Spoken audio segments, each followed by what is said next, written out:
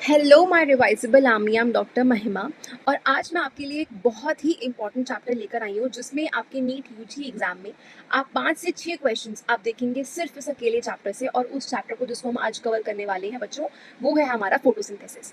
तो basically before I start this video I want to tell you just 2 things. मैं आपको सिर्फ 2 बातें बताऊंगी। पहली बात ये कि इस चैप्टर में आज इस वीडियो में हम ना सिर्फ आज सारे मोस्ट इंपॉर्टेंट टॉपिक्स करेंगे, बट हम इसके साथ में जितने भी सारे इंपॉर्टेंट PYQs और जितने questions over and over again इस चैप्टर में से हर साल आते हैं बच्चों, आज हम उस सारे क्वेश्चंस को भी साथ में डिस्कस करेंगे। बिसाइड्स दैट हम लोग डिस्कस करेंगे इसका एक बहुत ही कंसाइज और बहुत ही important mind map. And once you are done with this video, you will not just be done with the set of questions, with the set of आपका थ्योरी, बट आपको माइंड मैप पे सारा इसका एक concise format, आपको हर एक चीज मिल जाएगी। दूसरी चीज before I start this video is कि once you are done studying with this video, revision is a very important aspect.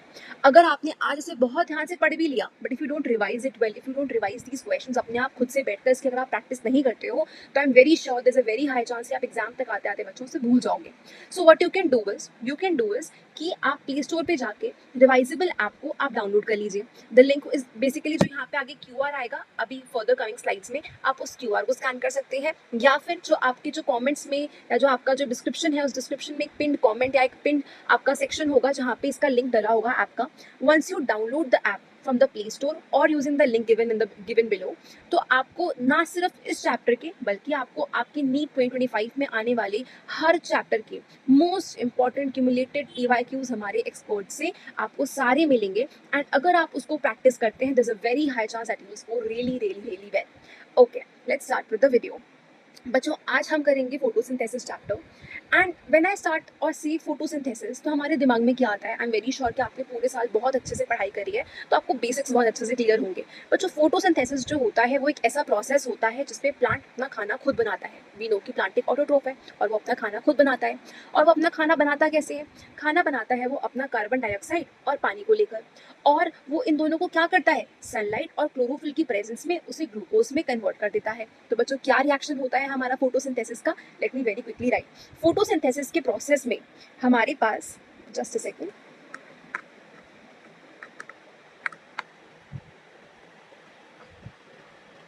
Okay. तो फोटोसिंथेसिस के प्रोसेस में हमारे पास होता है कार्बन डाइऑक्साइड प्लस हमारे पास होता है वाटर, जो कि रिएक्ट करता है इन presence of sunlight and chlorophyll. और क्या बनाता है? हमारा बनाता है ग्लूकोज विच इज C6H12O6। साथ ही साथ वो बनाता है H2O, और साथ ही साथ में वो बनाता है O2। राइट, यही चीजें होती हैं। ओके, अगर हम बात करते हैं फोटोसिंथेसिस की, तो बच्चों आपके NCERT में फोटोसिंथेसिस को डिस्क्राइब करने के लिए कुछ टर्म्स दी गई हैं। और वो टर्म्स क्या हैं? पहली टर्म है कि फोटोसिंथेसिस एक फिजिको केमिकल प्रोसेस है। What is the meaning of a physico chemical process? तो हम जानते हैं कि ऐसा प्रोसेस जिसमें एक नया सब्सटेंस बन जाए उसे हमें केमिकल प्रोसेस कहते हैं, जो हम 10th क्लास में पढ़कर आए थे। तो यहाँ पर नया सब्सटेंस क्या बन रहा है बच्चों? यहाँ पे नया सब्सटेंस बन रहा है आपका ग्लूकोज, और even oxygen is a new substance. तो जिस भी रिएक्शन में आपको एक नया सब्सटेंस देखने को मिलेगा वो क्या है? आपका एक केमिकल रिएक्शन, यानी कि जो फिजिको केमिकल टर्म दी गई है, बिल्कुल ठीक टर्म दी गई है। दूसरी चीज, इस रिएक्शन में ऑक्सीजन प्रोड्यूस हो रही है। राइट, ऑक्सीजन बन रही है यहाँ पर। तो क्योंकि यहाँ पर ऑक्सीजन बन रही है, कैन आई से कि एक ऑक्सीजनिक प्रोसेस है, कि इसमें ऑक्सीजन बनती है? Yes, I can see that. Okay, moving ahead, anabolic process कहा गया है इसे। एनाबॉलिक प्रोसेस का मतलब क्या होता है बच्चों? एनाबॉलिक प्रोसेस का मतलब होता है कि जब आप किसी भी एक छोटे से सिंपल इनऑर्गेनिक सब्सटेंस से एक कॉम्प्लेक्स सब्सटेंस बना लेते हैं। यानी कि मेरे पास CO2 है, वो बिल्कुल सिंपल सब्सटेंस है, उसमें एक कार्बन और 2 ऑक्सीजन है। अगर मैं उसको जोड़कर उसे और कॉम्प्लिकेट करके एक बहुत बड़ा कंपाउंड बनाऊं, जैसे कि ग्लूकोज विच इज C6H12O6, इतने सारे मैं एलिमेंट्स डाल रही हूँ उसके अंदर और सारे एटम्स डाल रही हूँ, it is getting more complex. अगर कभी मैं एक सिंपल चीज से कॉम्प्लेक्स चीज बनाऊं, दैट इज एनाबॉलिज्म।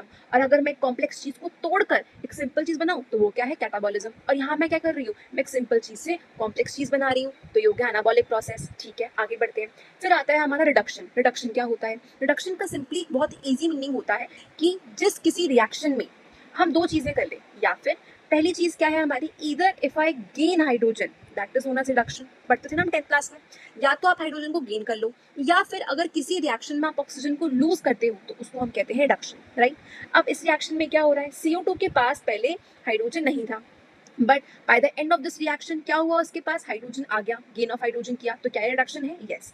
तो हम लोगों ने क्या क्या पढ़ा कि जो हमारा फोटोसिंथेसिस है वो एक फिजिको-केमिकल प्रोसेस है और वो एक एनाबॉलिक प्रोसेस है और उसमें रिडक्शन होता है और वो ऑक्सीजनिक प्रोसेस है। मूविंग अहेड, लास्ट आपको दे रखा है कि जो हमारा फोटोसिंथेसिस है वो एक सेलुलर प्रोसेस में है, यानी कहने का मतलब क्या है कि जो फोटोसिंथेसिस है वो एक किसी सेल में होता है।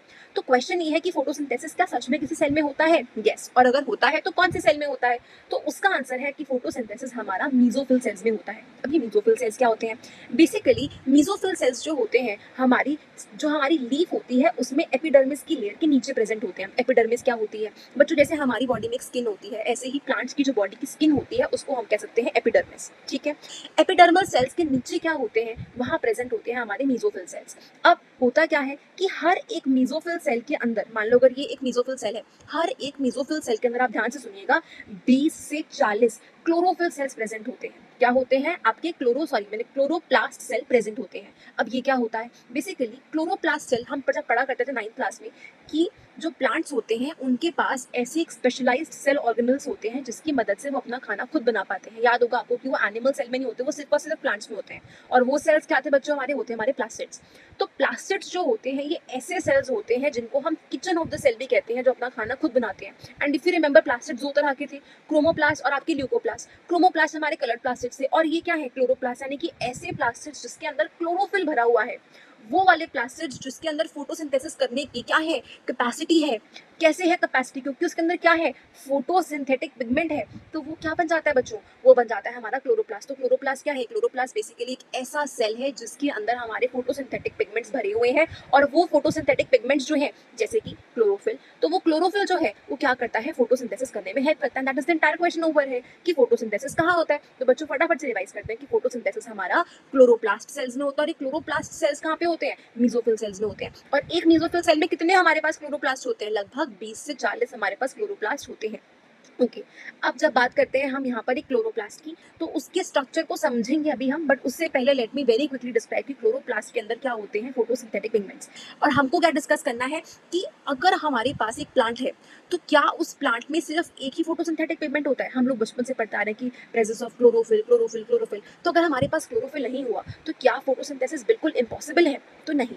बेसिकली होता क्या है कि chlorophyll is one of the pigment, one of the photosynthetic pigment, but उसके अलावा there are other photosynthetic pigments as well. जैसे कि हमारे पास कौन से पिगमेंट्स होते हैं? तो बच्चों हमारे पास 4 पिगमेंट्स होते हैं, क्लोरोफिल ए, क्लोरोफिल बी, हमारे पास होते हैं ज़ैंथोफिल्स, और एक होते हैं हमारे पास कैरोटेनॉइड्स। कौन से मैंने बोले? मैंने पहला बोला हमारा क्लोरोफिल ए, दूसरा बोला मैंने क्लोरोफिल बी, तीसरा मैंने कौन सा बोला? ज़ैंथोफिल्स। कौन सा बोला मैंने? ज़ैंथोफिल्स।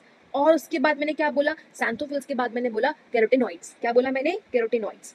तो हमारे पास बच्चों 4 तरह के क्या होते हैं? फोटोसिंथेटिक पिगमेंट्स होते हैं। ठीक है, हमने क्या समझा कि मेसोफिल सेल्स में क्लोरोप्लास्ट है, क्लोरोप्लास्ट के अंदर क्या है? क्लोरोफिल है, और क्लोरोफिल के अलावा और भी कुछ एलिमेंट हमारे, कुछ और भी पिगमेंट्स हैं, और वो पिगमेंट्स क्या है हमारे? तो क्लोरोफिल ए जो है क्लोरोफिल बेसिकली 2 टाइप्स का है, क्लोरोफिल ए और बी, और साथ में 2 और पिगमेंट्स कौन से हैं हमारे? ज़ैंथोफिल्स और हमारे कैरोटेनॉइड्स। ओके।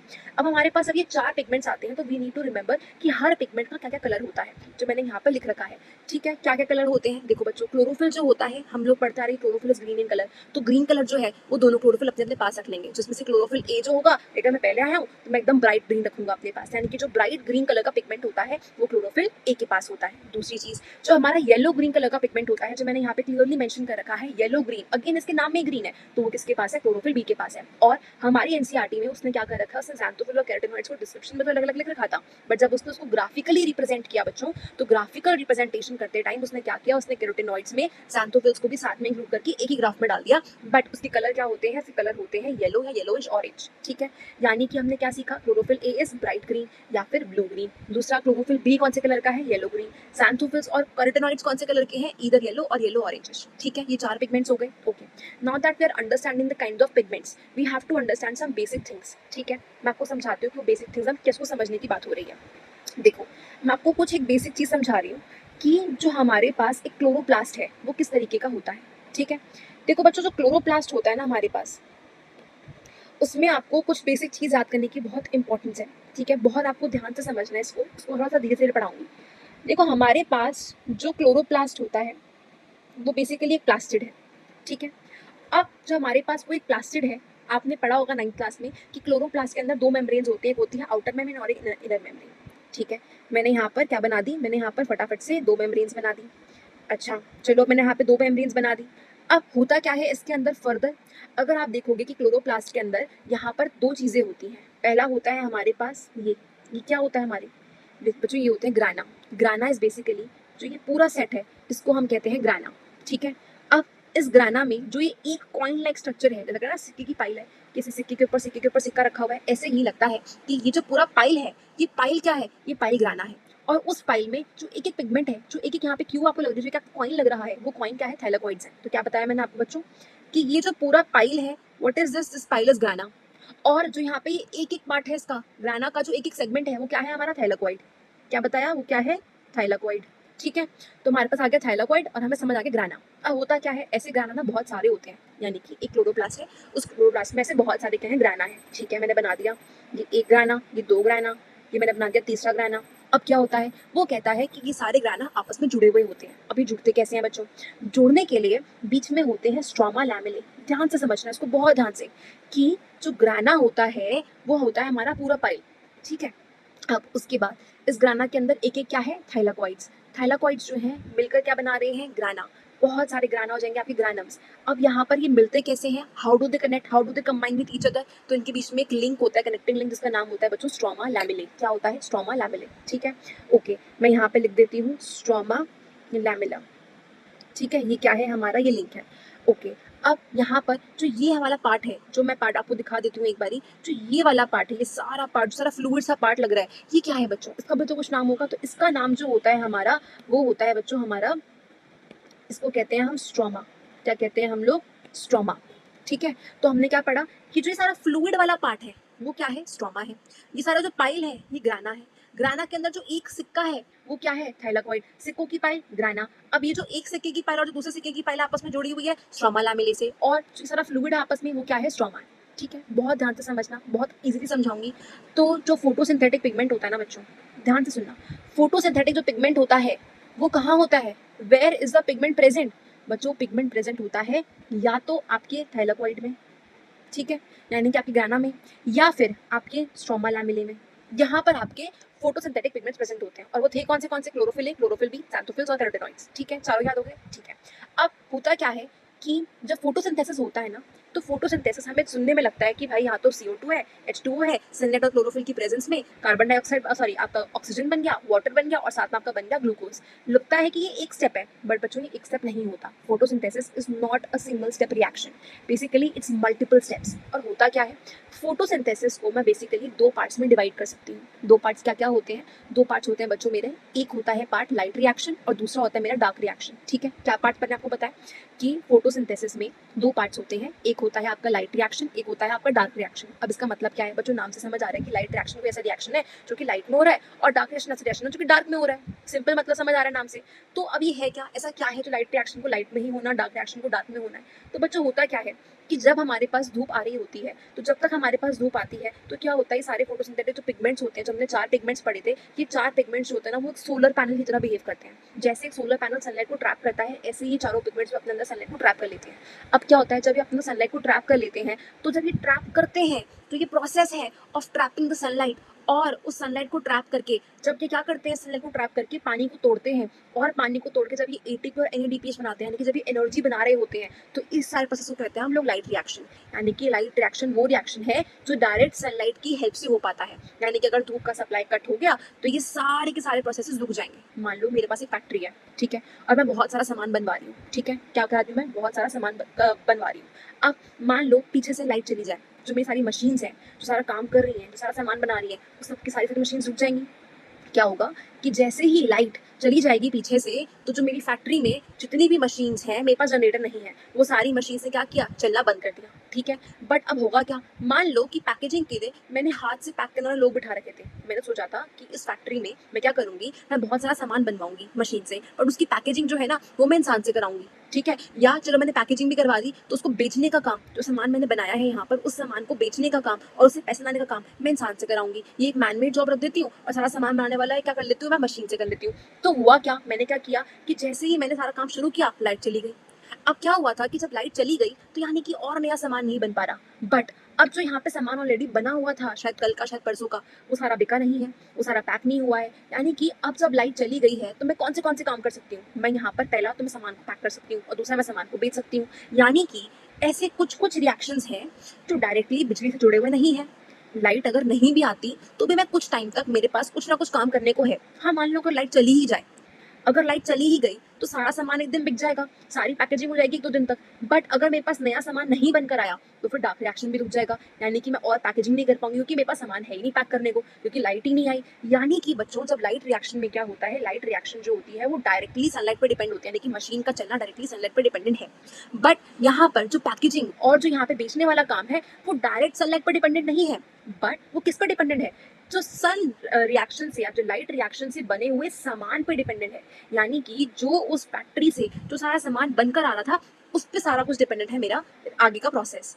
तो बेसिकली हमने यहाँ पर क्या समझा बच्चों, मैं आपको बहुत सिंपल लैंग्वेज में समझाऊं कि जब सनलाइट डायरेक्टली आती है तो कुछ ऐसे काम है जो सनलाइट जिसके लिए एसेंशियल है ही है, बट ऐसे कुछ कुछ काम है जिसमें हमें जो सामान हमने लाइट रिएक्शन से बनाया है, वो लाइट रिएक्शन से बनाए हुए सामान को अगर हम जहाँ पे यूज करते हैं तो बच्चों वो होता है हमारा डार्क रिएक्शन। ठीक है, समझ आया? ओके। अब देखो, थोड़ा सा मैं आपको बताती हूँ कि अभी होता क्या है, क्या प्रोसेस है, थोड़ा सा आपको और एलैबोरेट में समझाऊंगी। बट इसमें क्या है कि हमारे पास ना जो पिगमेंट्स होते हैं, इस पिगमेंट्स में जो हमारे पास 4 पिगमेंट्स थे ना, उसमें क्लोरोफिल ए सबसे पावरफुल पिगमेंट होता है। क्यों होता है पावरफुल पिगमेंट? बेसिकली जो हमारे पास क्लोरोफिल ए होता है ना, पहली बात तो क्लोरोफिल ए जो होता है, ये एक नीट में आया हुआ क्वेश्चन है, प्लीज आंसर सुनना इसको। क्लोरोफिल जो होता है वो क्या करता है, वो 2 वेवलेंथ पे, यानी कि 2 काइंड्स ऑफ लाइट पे बेस्ट काम करता है। ध्यान से सुनना कि जो क्लोरोफिल होता है, जैसे हमारे पास व्हाइट लाइट आती है, व्हाइट लाइट को अगर मैं स्कैटर कर दूं तो मेरे पास विबग्योर आ जाएगा, यानी कि मेरे पास बैंड ऑफ 7 कलर्स आ जाएगा। ठीक है, तो जो यहाँ पर बैंड ऑफ 7 कलर्स है, वो बैंड ऑफ 7 कलर्स क्या है, violet, indigo, blue, green, yellow, orange, red. और आपको पता होगा आपकी 10th क्लास से कि हर एक कलर की एक अपनी अलग अलग वेवलेंथ होती है, और जो वायलेट और ब्लू कलर्स होते हैं उनकी वेवलेंथ कम होती है, रेड कलर की वेवलेंथ ज्यादा होती है। तो ये एक्सपेरिमेंटली प्रूवन है, हम आगे जब एक्सपेरिमेंट्स करेंगे आपको बताऊंगी। ये एक्सपेरिमेंटली प्रूवन है कि जो आपका क्लोरोफिल ए होता है वो मैक्सिमम काम करता है आपका इधर ब्लू लाइट में या फिर आपकी रेड लाइट में, यानी कि वो 400 से 500 नैनोमीटर की इंटेंसिटी में बेस्ट काम करता है, या फिर 600 से 700 नैनोमीटर की इंटेंसिटी में वो अपना बेस्ट काम करता है। और उसने ये नोटिस किया, एक्सपेरिमेंटली ये नोटिस किया गया कि अगर मैं सारे पिगमेंट्स की कैपेसिटीज को आपस में कंपेयर करूं, अगर मैं chlorophyll A, chlorophyll B, xanthophyls और कैरोटेनॉइड्स के एक्शन को देखूं, तो सबसे ज्यादा जो ऑक्सीजन बनाता है बच्चों, ध्यान से सुनना, सबसे ज्यादा जो ऑक्सीजन बनाता है वो होता है हमारा chlorophyll A. As you can see, इस ग्राफ में हम क्या दिख रहे हैं, इस ग्राफ में हम देख रहे हैं कि जब यहाँ पर क्लोरोफिल ए पीक हुआ, देख रहे हो ब्लू लाइन जो आपकी, वो क्लोरोफिल ए की है। जब क्लोरोफिल ए पीक होता है तो जो यहाँ पे ऑक्सीजन रिलीज है, जितना ऑक्सीजन बन रहा है, जब क्लोरोफिल ए बढ़ता है तो ऑक्सीजन बढ़ती है, जब क्लोरोफिल ए कम होता है तो ऑक्सीजन कम होने लग जाती है। फिर जब क्लोरोफिल ए सेकेंड टाइम बढ़ता है, देखो यहाँ पे ब्लू वाली लाइट में, ये आपको एक दिख रहा है यहाँ पर, जब इसका पीक आया तो सेम टाइम पे बच्चों लगभग यहाँ पे ऑक्सीजन का फिर से पीक आया। यानी कि क्या मैं कह सकती हूँ कि जो क्लोरोफिल ए है इसमें लीडर क्वालिटीज होल्ड करता है, सबसे स्ट्रॉन्गेस्ट है इसके अंदर, सबसे स्ट्रॉन्गेस्ट पिगमेंट है इसके अंदर, यस। और जो बाकी सारे पिगमेंट्स हैं उनकी जो फोटोसिंथेसिस करने की जो कैपेसिटी है वो कंपेरेटिवली क्या है, कम है। ठीक है, अब होता क्या है, क्योंकि क्लोरोफिल ए एक लीडर है तो वो बन जाता है प्राइमरी एक्सेप्टर। वो कहता है कि मैं जो है सारा काम का मैं लीडर बनूंगा। ठीक है, बन जाओ। उसके बाद बचा कुचा कौन है, क्लोरोफिल ए, xanthophyls और हमारे कैरोटेनॉइड्स। वो कहते हैं कि ठीक है, हम आपके सपोर्टर्स बन जाएंगे, हम आपके हेल्पर्स बन जाएंगे। तो जितनी भी सनलाइट और जितनी भी हीट हम ट्रैप करके लेकर आएंगे, हम आगे आके आपको दे देंगे, हम आपको आगे सबमिट कर देंगे और उसको आप आगे हैंडल कर देना। ठीक है, मेक सेंस? तो होता क्या है, as you can see in this diagram में देखो बच्चों, यहाँ पर एक येलो कलर का मैंने एक डॉट बना रखा है, एक बहुत छोटा सा सर्कल बना रखा है। क्या है वो? बेसिकली वो डिपेंड करता है क्लोरोफिल ए को, कि क्लोरोफिल ए क्या है बच्चों, क्लोरोफिल एक प्राइमरी एक्सेप्टर होता है, वो एक प्राइमरी पिगमेंट होता है। ठीक है, और जो बाकी सारे पिगमेंट्स हैं, कौन से, क्लोरोफिल बी, xanthophyls और कैरोटेनॉइड्स, वो क्या होते हैं बच्चों, हमारे एक्सेसरी पिगमेंट्स होते हैं। मैंने यहाँ पर मेंशन कर रखा है एक्सेसरी पिगमेंट्स। एक्सेसरी पिगमेंट्स क्या करते हैं, ऐसे एक्सेसरी पिगमेंट्स 250 से 400 ऐसे एक्सेसरी पिगमेंट्स जो होते हैं वो क्लोरोफिल ए के चारों ओर इकट्ठे हो जाते हैं। यानी कि मान लो कि 100 क्लोरोफिल बी के हैं, 100 xanthophyls के हैं, 100 कैरोटेनॉइड्स के, और मिलजुल के मान लो 300-400 के आसपास हो गए। ये सब क्या करते हैं, मिलकर एक अकेले क्लोरोफिल ए को अपनी सारी की सारी हीट को सप्लाई कर देते हैं कि तुम आगे लेके जाओ, तुम लीडर हो हमारे। तो कहते हैं ठीक है भाई, मैं लीडर हूँ।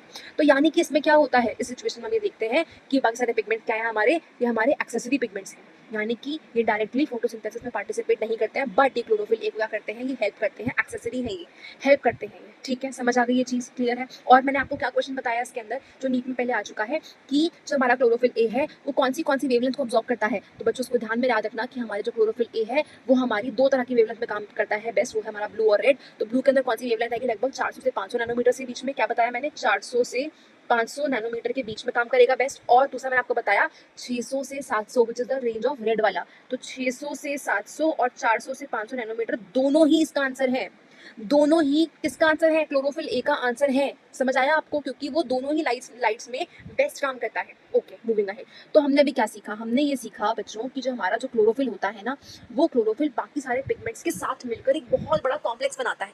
क्या बनाता है, बहुत बड़ा कॉम्प्लेक्स बनाता है। होता क्या उस कॉम्प्लेक्स के अंदर, कि लगभग हमारे पास 400 ऐसे पिगमेंट्स हैं, 300 250 से 400 हमारे पास पिगमेंट्स हैं जो कि भरे हुए हैं किसके, क्लोरोफिल बी, xanthophyls और केराटिनॉइड्स के। और उसका राजा कौन है, उसका लीडर कौन है, उसका लीडर है क्लोरोफिल ए। तो वो क्या बनाता है, बनाता है बच्चों एक कॉम्प्लेक्स। क्या बनाता है, कॉम्प्लेक्स। और उसको हम कहते हैं लाइट हार्वेस्टिंग कॉम्प्लेक्स। क्यों क्यों कहते हैं उसको ये, क्योंकि बच्चों उस कॉम्प्लेक्स का काम क्या है, उस कॉम्प्लेक्स का काम है कि जितनी भी सनलाइट आ रही है सारी की सारी इकट्ठी कर लो, सब सनलाइट को ट्रैप कर लो, और ट्रैप करके किसको दे के आ जाओ, लीडर को। और लीडर कौन है, क्लोरोफिल ए। तो वो ये कहता है कि एक क्लोरोफिल ए होता है और बाकी अदर पिगमेंट्स हैं। कितने होते हैं अदर पिगमेंट्स बच्चों, वो होते हैं हमारे 250 से 400 पिगमेंट्स, जो कि क्या बनाते हैं बच्चों, वो बनाते हैं लाइट हार्वेस्टिंग कॉम्प्लेक्सेस। क्या बनाते हैं, लाइट हार्वेस्टिंग कॉम्प्लेक्सेस। अब होता क्या है, ये लाइट हार्वेस्टिंग कॉम्प्लेक्सेस जो होते हैं ना, जुड़कर जो इनका जो झुंड बना है, जो इनका कॉम्प्लेक्स बना है, वो बनाते हैं या तो PS1 या बनाते हैं PS2। देखो बच्चों, ये आपकी गेम PS4 जैसा नहीं है। PS क्या होता है, PS का मतलब होता है फोटो सिस्टम 1 या फोटो सिस्टम 2।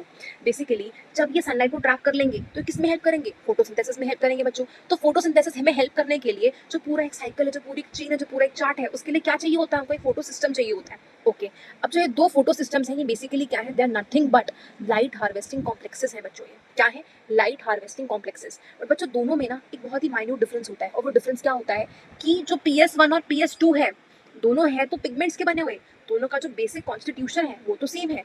बट जब लाइट आती है, लगभग 700 नैनोमीटर की लाइट आई, ऐसे ऐसे करके करते करते करते ऐसे लाइट आई किसकी, 700 नैनोमीटर की, तो ये काम कर जाएगा। तो PS700 काम करेगा। क्या करेगा, PS700 तभी काम करेगा जब इसके पास कितनी वेवलेंथ की लाइट आएगी, 700 नैनोमीटर की लाइट आएगी। बट बच्चों PS2 में क्या होता है, PS2 में बच्चों ये होता है कि अगर इसके पास लाइट आ गई है और वो लाइट अगर 600 नैनोमीटर की है, एटलीस्ट 600 या 600 से ज़्यादा, अगर 700 आ गई तो भी ये काम करेगा। बट इसे मिनिमम कितनी चाहिए, कि भाई अगर तुम्हारे पास 700 नहीं भी है, 680 है, मैं काम चला दूंगा, तुम उतनी ले आओ, मैं उसमें भी काम चला लूंगा। तो करता क्या है कि जैसे ही हमारी जो सनलाइट आती है, और अगर सनलाइट की वेवलेंथ अगर 680 नैनोमीटर होगी, तो PS2 डांस करना शुरू कर देगा कि भाई ठीक है, I can make my work now. ठीक है, बट जो PS700 है वो बैठा होगा साइड में कि अच्छा नहीं, अभी तो मुझे 20 नैनोमीटर की वेवलेंथ और चाहिए। यानी कि जो PS700 है उसको क्या चाहिए, उसको ज़्यादा की भूख है, उसको फर्स्ट आना, उसके नाम में क्या है, PS1 कह रहा है मुझे फर्स्ट आना, आई नीड मोर। और मोर किस में है, 700 में कि 680 में, 700 में। तो यानी कि जो हमारे पास PS1 है वो क्या है, हमारा P700, यानी कि उसके अंदर क्या है, 700 नैनोमीटर की हमें क्या चाहिए, वेवलेंथ चाहिए फंक्शनिंग के लिए। ठीक है, समझ आ रहा है आपको क्या क्या सीखा हम लोगों ने, कि भाई हमारे पास यहाँ पे पिगमेंट्स थे, वो पिगमेंट्स आके जुड़ के बनाते हैं light harvesting complexes. Light harvesting complex बनाते हैं दो तरह के PS, यानी कि फोटो सिस्टम्स, और वो क्या है, फोटो सिस्टम 1 और फोटो सिस्टम 2। ठीक है, अच्छा एक और चीज़ ध्यान में रखना कि फोटो सिस्टम 1 और फोटो सिस्टम 2 का मतलब ये नहीं है कि ये फर्स्ट आएगा तो ये सबसे पहले यूज़ होगा, उसको प्रेफरेंस मिलेगा, ऐसा कुछ भी नहीं होता। PS1 का सिर्फ ये मतलब है कि भाई पहले ये आया था, कि पहले इसकी डिस्कवरी हुई थी। और जो PS2 का मतलब है कि भाई ये सेकंड आया था, यानी कि इसकी डिस्कवरी सेकंड नंबर पे हुई थी। दैट डज नॉट मीन कि इनकी फंक्शनिंग भी इसी सीक्वेंस में होगी, कि मतलब PS1 पहले हर जगह आगे जाएगा और PS1 सारा काम करेगा, नहीं, ऐसा नहीं होता। जब हम अभी साइकिल्स देखेंगे, आई थिंक आपने पढ़ रखा होगा पहले से, आप अभी जब रिविजन कर रहे हैं तो आई एम वेरी श्योर आपको पता होगा कि जो PS2 होता है, इन रियलिटी पहले वो काम करता है हमारी नॉन साइक्लिक फोटो फॉस्फाइलेशन में। तो जब हमारे रिएक्शन होते हैं ना, जब हमारा हम लोग ETC की साइकिल पढ़ेंगे, अब हम लोग जब जेड स्कीम पढ़ेंगे, तो वी सी के भाई हमारा क्या यूज़ होता है, पहले हमारा PS2 पहले यूज़ होता है, ना कि PS1। तो ध्यान में रखना, NCERT में भी लिखा हुआ है, बहुत आपको अच्छे से पता होना चाहिए कि PS1 और 2 नाम दिए गए हैं as per their discoveries and not as per their functioning. दूसरी चीज़ कि यहाँ पे जो PS1 है वो फर्स्ट आना चाहता है, तो क्या चाहिए, उसको ज़्यादा स्कोर्स चाहिए। तो किसके लिए, उसके क्या आएंगे, उसके नंबर 700 नैनोमीटर नंबर आएंगे उसके। और जो आपका PS2 उसको कितना चाहिए, 680 नैनोमीटर उसको नंबर चाहिए। ठीक है, फंक्शनिंग समझ आ गई आपको, ओके। अब अब मैं आपको बता रही थी कि हमारे पास जो स्ट्रक्चर होता है, हमारा पास जो हमारा किसका स्ट्रक्चर था, ये बच्चों की स्ट्रक्चर था हमारा क्लोरोप्लास्ट का। तो आपको मैंने समझाया था कि क्लोरोप्लास्ट के अंदर क्या होता है। क्लोरोप्लास्ट के अंदर हमारे ग्राना होते हैं, ग्राना में थाइलाकोइड्स होते हैं, और आपस में जो ग्राना होते हैं वो जुड़े होते हैं हमारे किसी स्ट्रोमा लैमेले से जुड़े हुए होते हैं। पढ़ा था हम लोगों ने, ओके। अब हम लोग पढ़ते हैं कि देखो यहाँ पर जो हमारे पास क्या था, हमने पढ़ा फोटो सिस्टम 1 और फोटो सिस्टम 2 होते हैं, राइट, हमने यही पढ़ा, ओके। तो जो फोटो सिस्टम 1 है ना बच्चों, जो फोटो सिस्टम 1 है, अब हमें यहाँ पे देखना है कि वो कहाँ प्रेजेंट और कैसे प्रेजेंट है। जो फोटो सिस्टम 1 होता है और जो फोटो सिस्टम 2 है, इसमें याद रखना कि हमारे पास जो थाइलाकोइड्स होते हैं, क्या होता है, हमारे जो थाइलाकोइड्स होते हैं उनके पास दोनों फोटो सिस्टम होते हैं। उनके पास PS1 भी होता है और बच्चों उनके पास PS2 भी होता है। क्या होता है, PS1 भी होता है और PS2 भी होता है। दोनों फोटो सिस्टम्स होते हैं, यानी कि 600 नैनोमीटर वाला भी फंक्शनिंग करने वाला लाइट हार्वेस्टिंग कॉम्प्लेक्स है, और हमारे पास 700 नैनोमीटर में फंक्शनिंग करने वाला लाइट हार्वेस्टिंग कॉम्प्लेक्स हमारे पास वहाँ पे भी प्रेजेंट है। ठीक है, समझ आ गया आपको, ओके।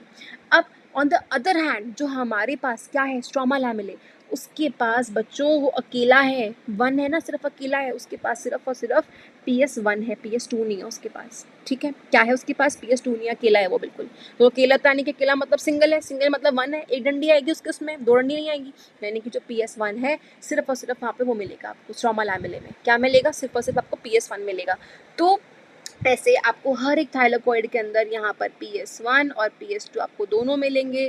फिर आपको इसके अंदर सिर्फ और सिर्फ क्या मिलेगा, PS1 मिलेगा। तो इस तरीके से यहाँ पे फोटो सिस्टम्स बटे हुए होते हैं और सबके सब किसी तरह बिहेव करते हैं, सोलर पैनल की तरह बिहेव करते हैं कि सनलाइट आएगी हम उसको ट्रैप करेंगे और आगे हम उसको फोटोसिंथेसिस में हेल्प करेंगे।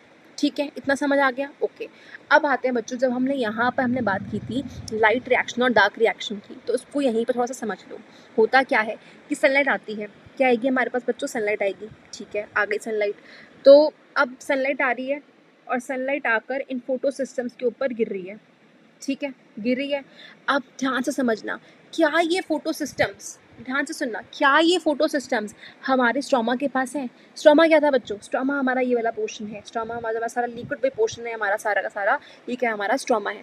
क्या इसके पास फोटो सिस्टम है, क्या इसके पास जो प्लांट के अंदर सोलर पैनल्स जो हैं, उसको जो पिगमेंट्स हैं, क्या वो है, नहीं है।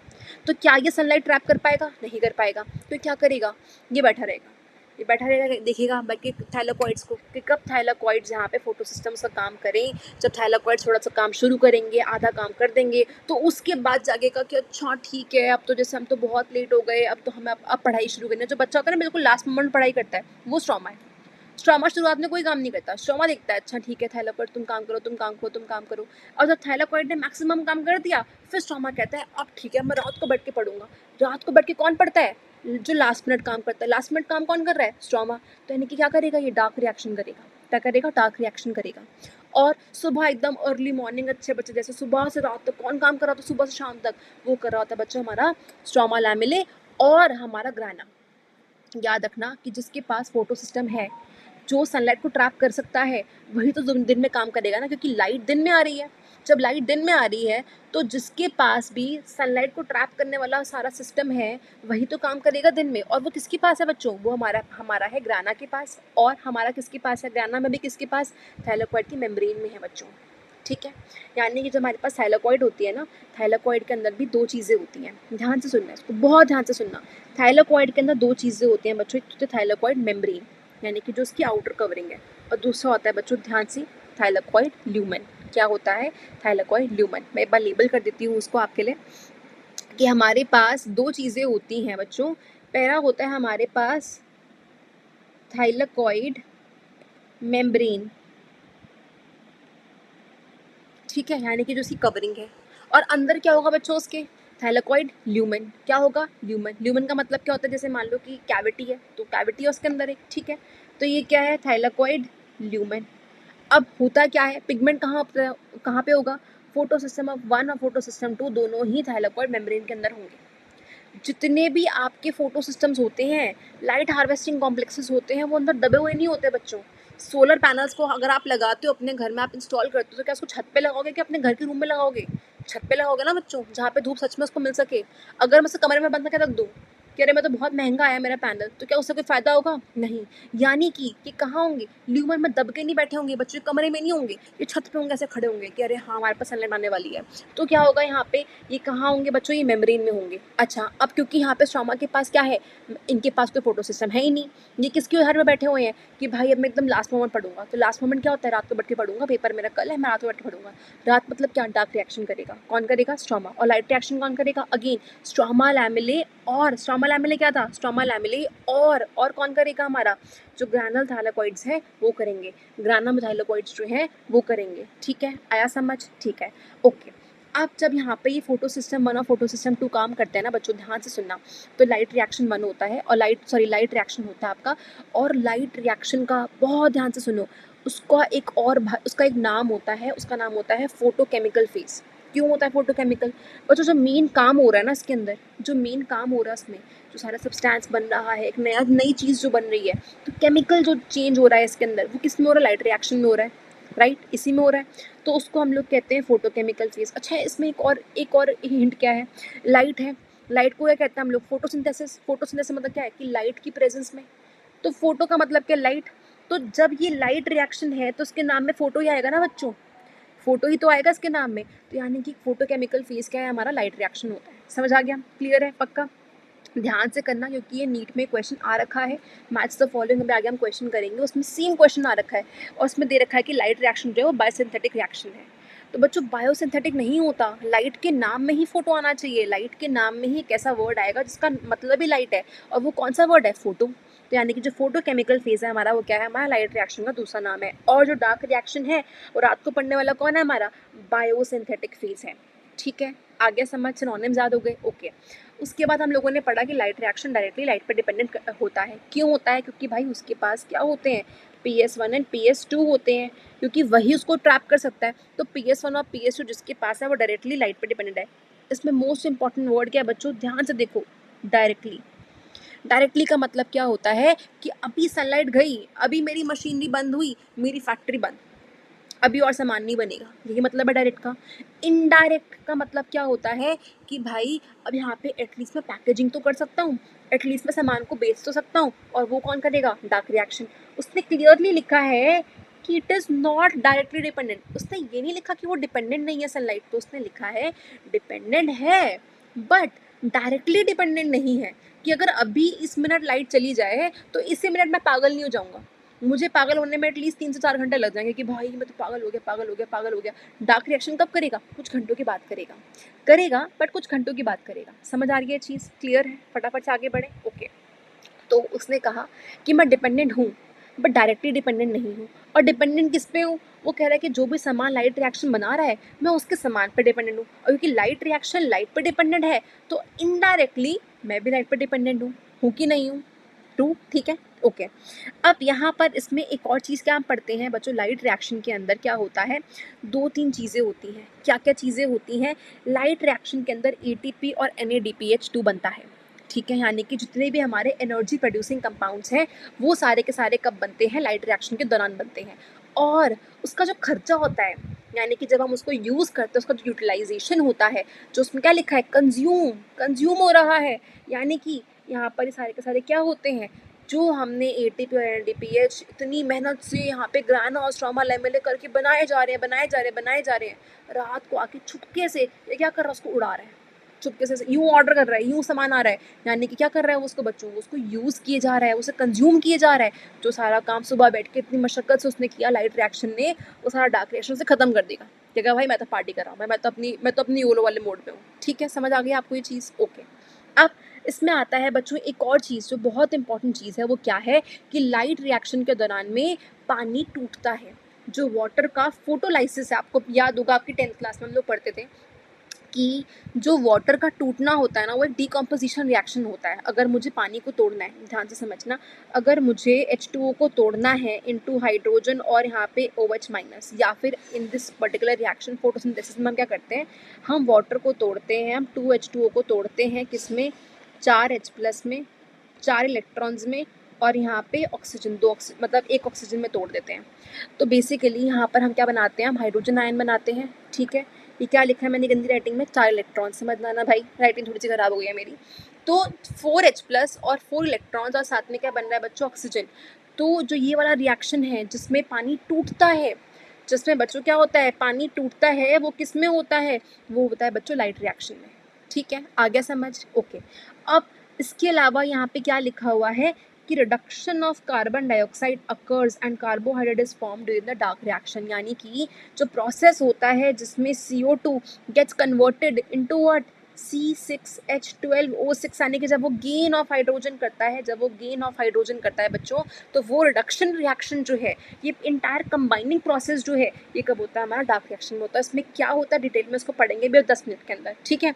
तो अब इसमें हमने क्या क्या सीखा, हम लोगों ने सीखा बच्चों ये इवेंट्स इसलिए इंपॉर्टेंट है क्योंकि ये इवेंट्स आपके पेपर में आ जाएंगे। होगा क्या, पूछेगा कि what are the event of light reaction, 3 डालेगा इसके, एक डालेगा ये वाला, और आपको बताना है कि इसमें कौन सा गलत है। तो अगर आपको पता ही नहीं कि कौन सा इवेंट किस में होता है, तो आप सारा क्वेश्चन गलत कर दोगे, ठीक है। तो उसको ध्यान से पढ़ना, ओके। अच्छा, एक और last cheese before I move ahead, किसकी लोकेशन क्या है, लाइट रिएक्शन कहाँ होता है, डार्क रिएक्शन कहाँ होता है, क्लियरली लिखा हुआ है कि स्ट्रोमा।